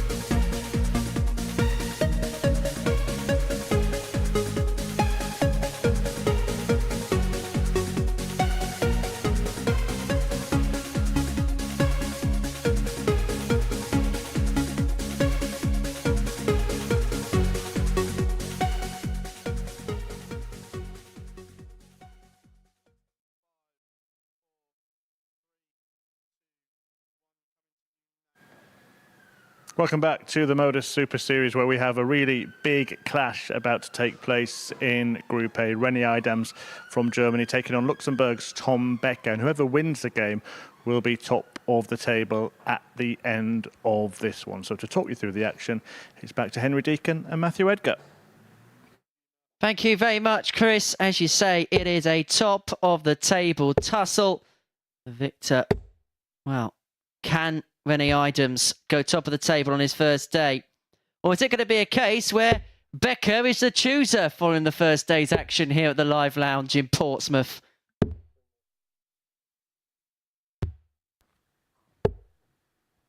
I'll let the tumbleweed set in. I keep saying I want a tumbleweed button in here so we can just press it going across there. Although, I think we'll probably have it pressed a bit too much being in here with you again, Henry. First leg, They it's René actually to were throw contemplating first. putting the tumbleweed over Game my on. name strap. And there it goes again. In terms of this match, though, and we're going to take a look at the 60. odds coming into this game, although we're looking at two players top of the table, we're looking at two players that don't have the same level of expectation coming into this game. René Eidams is priced up 134. That is beyond 1 to 3. That means he is a strong 60. favourite to win this match. Very strong, and it's been moving throughout the day. He opened the day 2 to 5. Tom Becker at 7 to 4. 60. So the punters are getting involved, and they only see René winning this one, which, when we look at this, there's only been 3 legs separate them throughout the day. 100. They both won 3 matches, lost 1. They both won 14 legs apiece. The legs lost column that is helping René Eidams coming to this at the top of the table. 137. When we look at the line of performance, there's not too much difference between the two. And Tom Becker having that secret 59. weapon of the big Tommy finishers. require I question if there's 170. value here in the Tom Becker. Odds are round about the 5 to 2 mark. So what you're telling me is you're a backer of Becker in this one? 60. I think it's value. I think it's the value play. I certainly wouldn't be interested at those 58. prices on René Tommy Eidams. require 110. Well, this has been his strong suit throughout the course of the day. Finished off his last game with a 1-2-4. 94. But he's not going to start this René one off with a require 110. 164. He's going to come back for double 8. 140. And he's going to be Tommy under severe requires pressure 60. for it.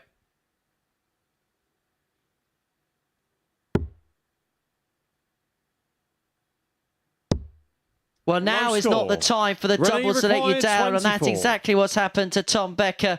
And so René Eidams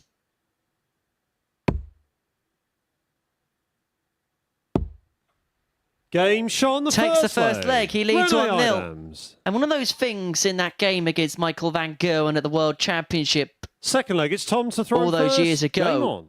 was how cool he was under the pressure, the circumstances. Not once did he flinch, or not once did he look phased. 60. And he's carried that sort of mindset and demeanour into today. We haven't seen a flicker of emotion from him. 60. We've seen just someone who's cool, calm, collected. If he lets something out, it's like a small smirk here and there. It's nothing to the face of the opponent. 60. I don't think he could do anything in the face of his opponent when you look at the height difference between the two as well. 140. Probably need a step ladder.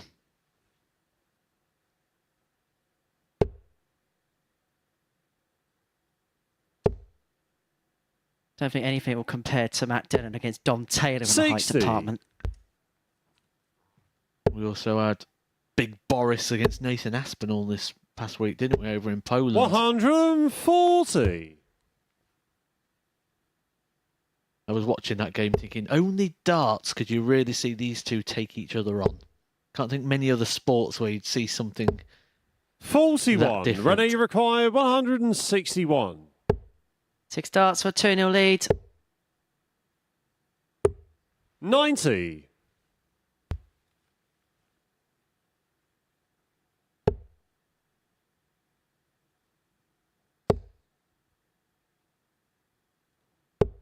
140. Ready, requires 71.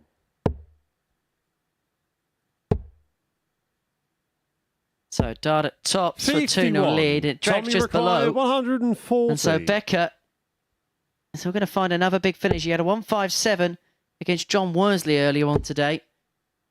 But he's not going to add that 140 to the mix. And so Eidams double 10. 60. Renee With a required 2-0 20. advantage. Game shot on the second leg. Renee And 2-0 it is to the Deutsche Darter. Eidams 2 up and halfway towards an 8-point opening day at the Super Series. Game on.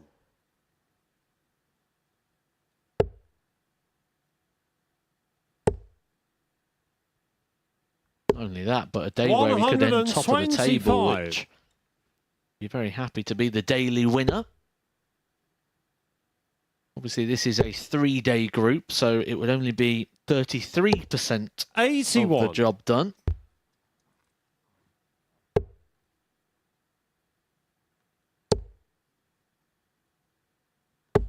$60.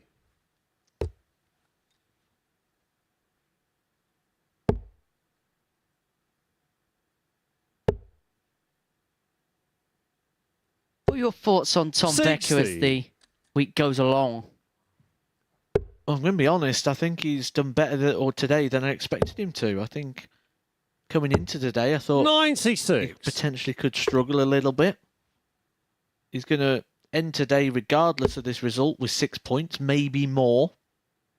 If he can turn this around, he could get on to 8. I think that's a good return. 60. I think if he was to continue this and get himself a Group B position, I think that'd be a successful campaign.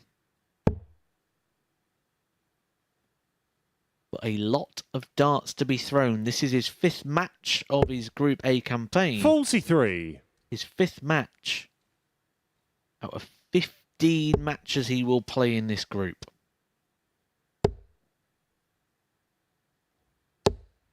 $81.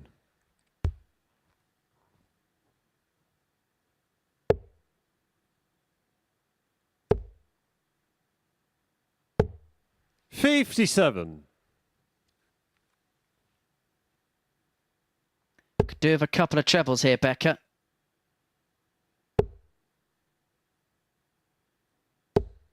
A couple of trebles he finds, and now he's got a hope 120. that Eidams can't take out the 120, but he's looking to climb the ladder to the top rung.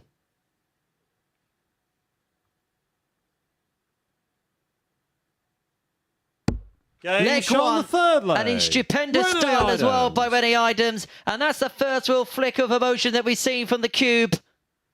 Fourth leg. He It's was Tom to beaten throw almost first. all Game challenges on. in front of him. Tom Becker has got no lives remaining. He's got to go for it all perfectly from here on in. 57. I think you're bang on in a sense there. You say he's beaten everybody that's in front of him. I think the issue that this group has seen 100. today, I think the biggest obstacle in front of the players has been themselves. I think it's been like playing the man in the mirror. 81.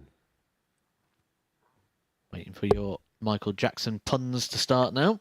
I was thinking Simon Stevenson was playing this week. 58. Not the way I thought you'd have gone with that one.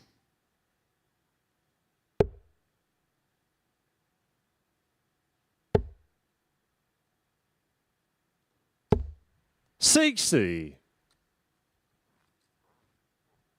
Be interesting to see what the odds compilers make of today's action and see how they correlate that 43. into tomorrow. No doubt Renee Eidams is going to will make a big market move. 58.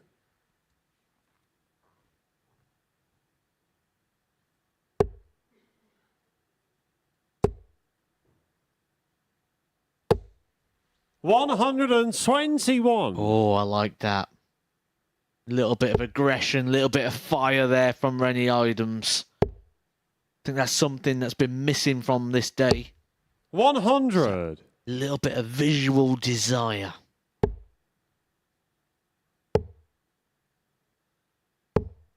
58. Tommy required 145. He knows what's at stake. The 145 isn't going to go, and you wouldn't put the 121 out the remit of Rennie Eidams,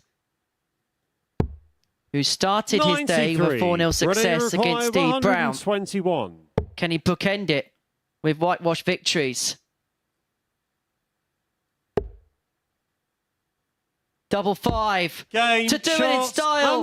To do it for 1-2-1. And Rennie Eidams is going to be the table topper overnight. He gets the better of Becker by 4-0, doing so an 82.36 average. A couple of ton plus checkouts en route, as you can see there. Rounded off with a 1-2-1 checkout as well. He gets the better of Becker by 4-0. One final game to go. Steve Brown takes on John Worsley after this short break.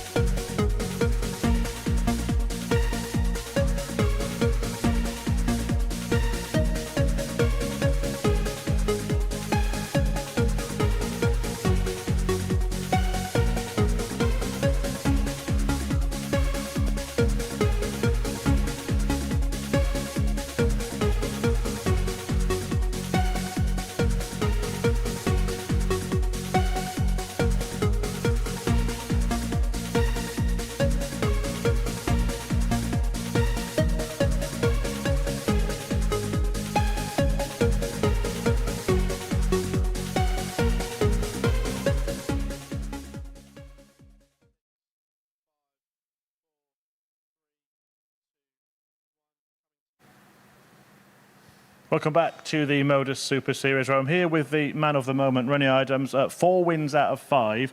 Congratulations. Just tell us how you feel about your performances today. Yeah, first of all, thank you so much. It's a great tournament here, and I think it's good practice for the PDC. Very nice. I feel good. The stage is good, and the players, we are friendly to that. It's good. You'll feel good when you look at this. We're going to show you the league table. There you are, right at the top. That's a perfect start, really, isn't it? Yeah, that is perfect, but we have 10 games more tomorrow and Wednesday, and I think I must go through on and try to make better than today. A lot of people will remember you for a certain match against Michael van Gerwen at the World Championship. Yeah. While we've got you, just give us your memories of that game and what you've done in darts since. Yeah, the game is 8 years ago, and I think for me it was too early. I play in this time 1 year steel tip, and for me it's going grow up. 1 year I play on the Worlds, play versus van Gerwen, and in the decider, and it was so great. And I think it's a little bit too early. Now I must try to get again to the Worlds. Do you think playing here at the MODUS Super Series is something that can really help you get to that level again? Definitely. This stage here is like the PDC stage, and for me, is a very good practice. Well, congratulations. Well done today. We'll see you again tomorrow. Good luck. Rennie Eidams top of the table right now. Steve Brown is looking to join him.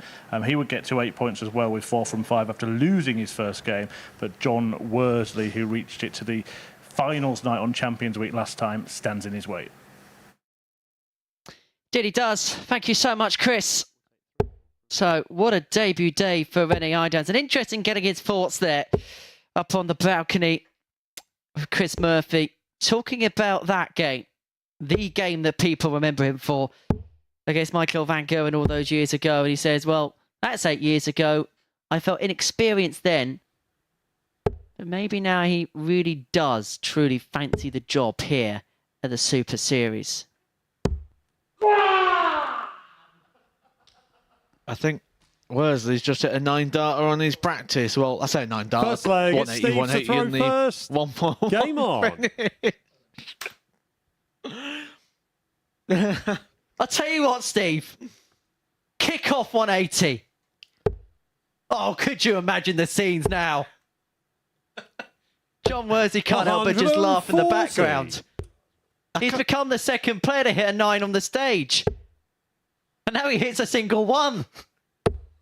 I kind of felt something was going on because they had a little bit of a word and 24. Steve Brown was left start at 24. Well, this is some way to end the day. It's not the first time there's been a 9-darter in the 91. practice darts at the Super Series. I remember a couple of weeks ago on the balcony and Owen Bates and his opponent, I mean, they can't control themselves. Calm 24. down. They hit a 9-darter between them in practice. All jokes aside, 60. there's some serious business to be had here because Steve Brown can move on to 8 points or win. John Worsley can move himself on to 6, and it could congeal this league table together. 60. And I thought me and you were the only 2 clowns around here giving out the laughs. 138. I'm waiting for you to start giving out the laughs, to be fair.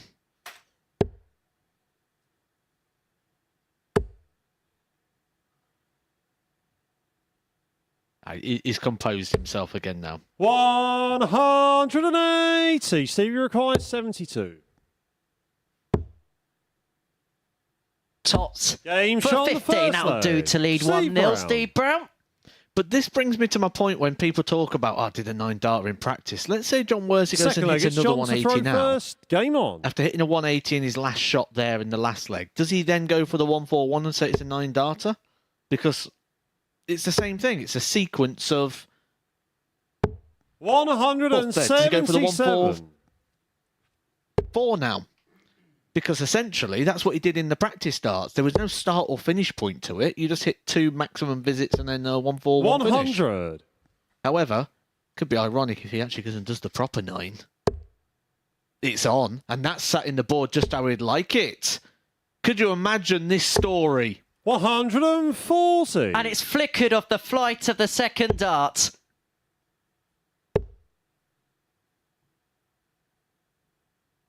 Do you see my point? 140. In practice, he's gone 180, 177. He's gone treble 20, treble 20. If he would have gone and hit the last start at double 12 there, it could have gone off. 96. But it's across 2 legs, but it had no start or finish point. It's one of those real debating points. 45. John, you Maybe one require that 88. might spill over to our social media team when we come off of air at the end of this match. 28. Well, whatever's happened, it's lit up the blue touch paper right at the end of the day because the last game of the day is boiling up into the game of the day. John, you require 60. His tots are 2-1, and that sat perfectly. Game shot on the second leg. Level we are. 14 Worsley. data, incrementally getting better. 15 followed by 14. And we follow that trajectory, may well get a 9. Third leg, it's Steve to throw first. To be fair, at the start of the day, if you was to get out the highlighter, 140. you was going to be asked the question, take that highlighter and mark through the match that's going to be the main event. Which one's going to be the best game of the day in terms of the 41. standard? This is the game that would have drawn your eye. This is the two players that were the favourites coming into this one with the bookies, and the two players that have the biggest pedigree as well within the game. Steve Brown here is averaging just under 110. This is a guy who started off the day with a 75 average and a 4-0 defeat to Rennie Eidams. 125.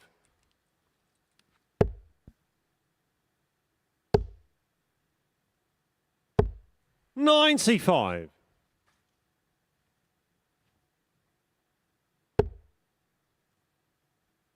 Lovely in the board for the one ball. 137. Steve, you require 126. Score, maybe a little bit too late. Brown doesn't have to go for 58. the 19s on that occasion due to the fact that Worsley not back on a finish. So just able to tee up something a little more suitable for himself. 92. Steve, you requires 68. Double Game shot 16 the for third 2 on leg. lead, and that's Steve two Brown. 14 darters in consecutive legs. This has been a high-quality encounter. Brown leads 2-1, every leg one within the Fourth leg, it's Sean space to throw of 5 first. visits. Game on. And Brown could be on the cusp of moving on to 8 points himself, joining Rennie Eidams at the table summit. And if these two carry on the way they are, Eidams and Brown, 140. well, they'll meet in the final game of tomorrow's session, and that could well be decided to see who could be the table topper going into the final day. 140. A sixth score of 140 already there for Steve Brown. This is power scoring at its best. 61. Talking of 9 darters, Adam Smith-Neal has just hit one on the Pro Tour against Keegan Brown. 44.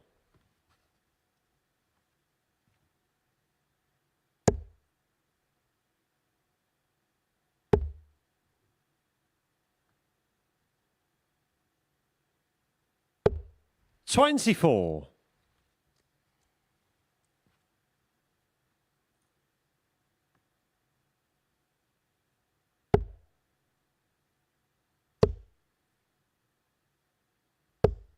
$100.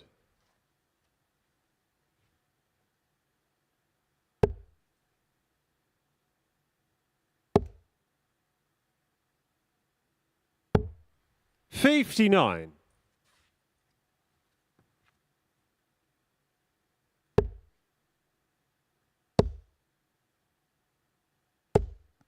$55.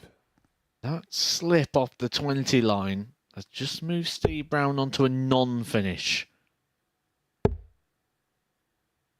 He is against the throw in this leg. 39. Worsley also on a no finish. I've got to give you a correction here. I think what I just said might be wrong because Dart Connect has just come up with an error in that match showing 4-9 darters. Either it's the best game of darts you've ever seen, 46. or I have been completely done.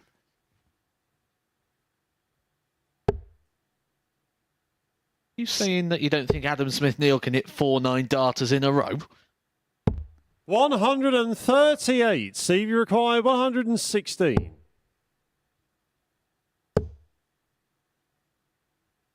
Tops 76. for another ton topper, John, not to you be require this time. 40. Worsley for 2 apiece. Now double 10. Can he nudge it across? 30. Too far. Steve, you require 40. And he couldn't make it 2-2. And so Brown, to Game move shot on the himself fourth a leg away from a Steve win, Brown. which had put him onto 8 points overnight. will put him tied to the lead with Rene Eidams. Fifth leg, it's Steve to throw first. Game on. To be fair, that's some standard. Smith Neal averaging 144.98 against 146 of Keegan Brown.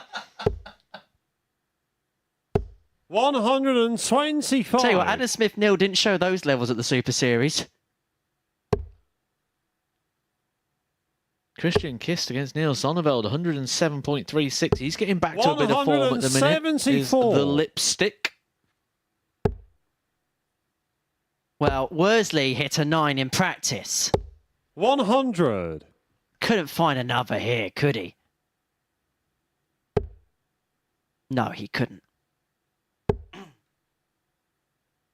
I've just never seen anyone celebrate the practice starts like that before. It was a new one. Makes me dread to think what you would have done if you hit a 9 darter in practice. I saw what you did when you hit a 170.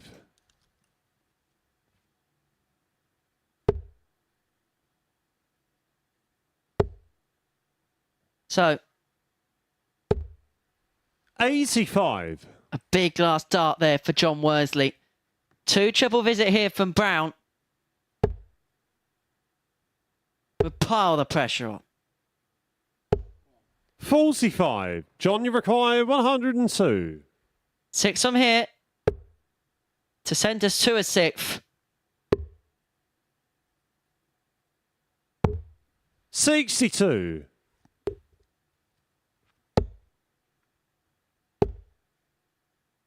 Look at the flow in the arm of Steve Brown. 135. John, you require 40. Bizip. Double 10.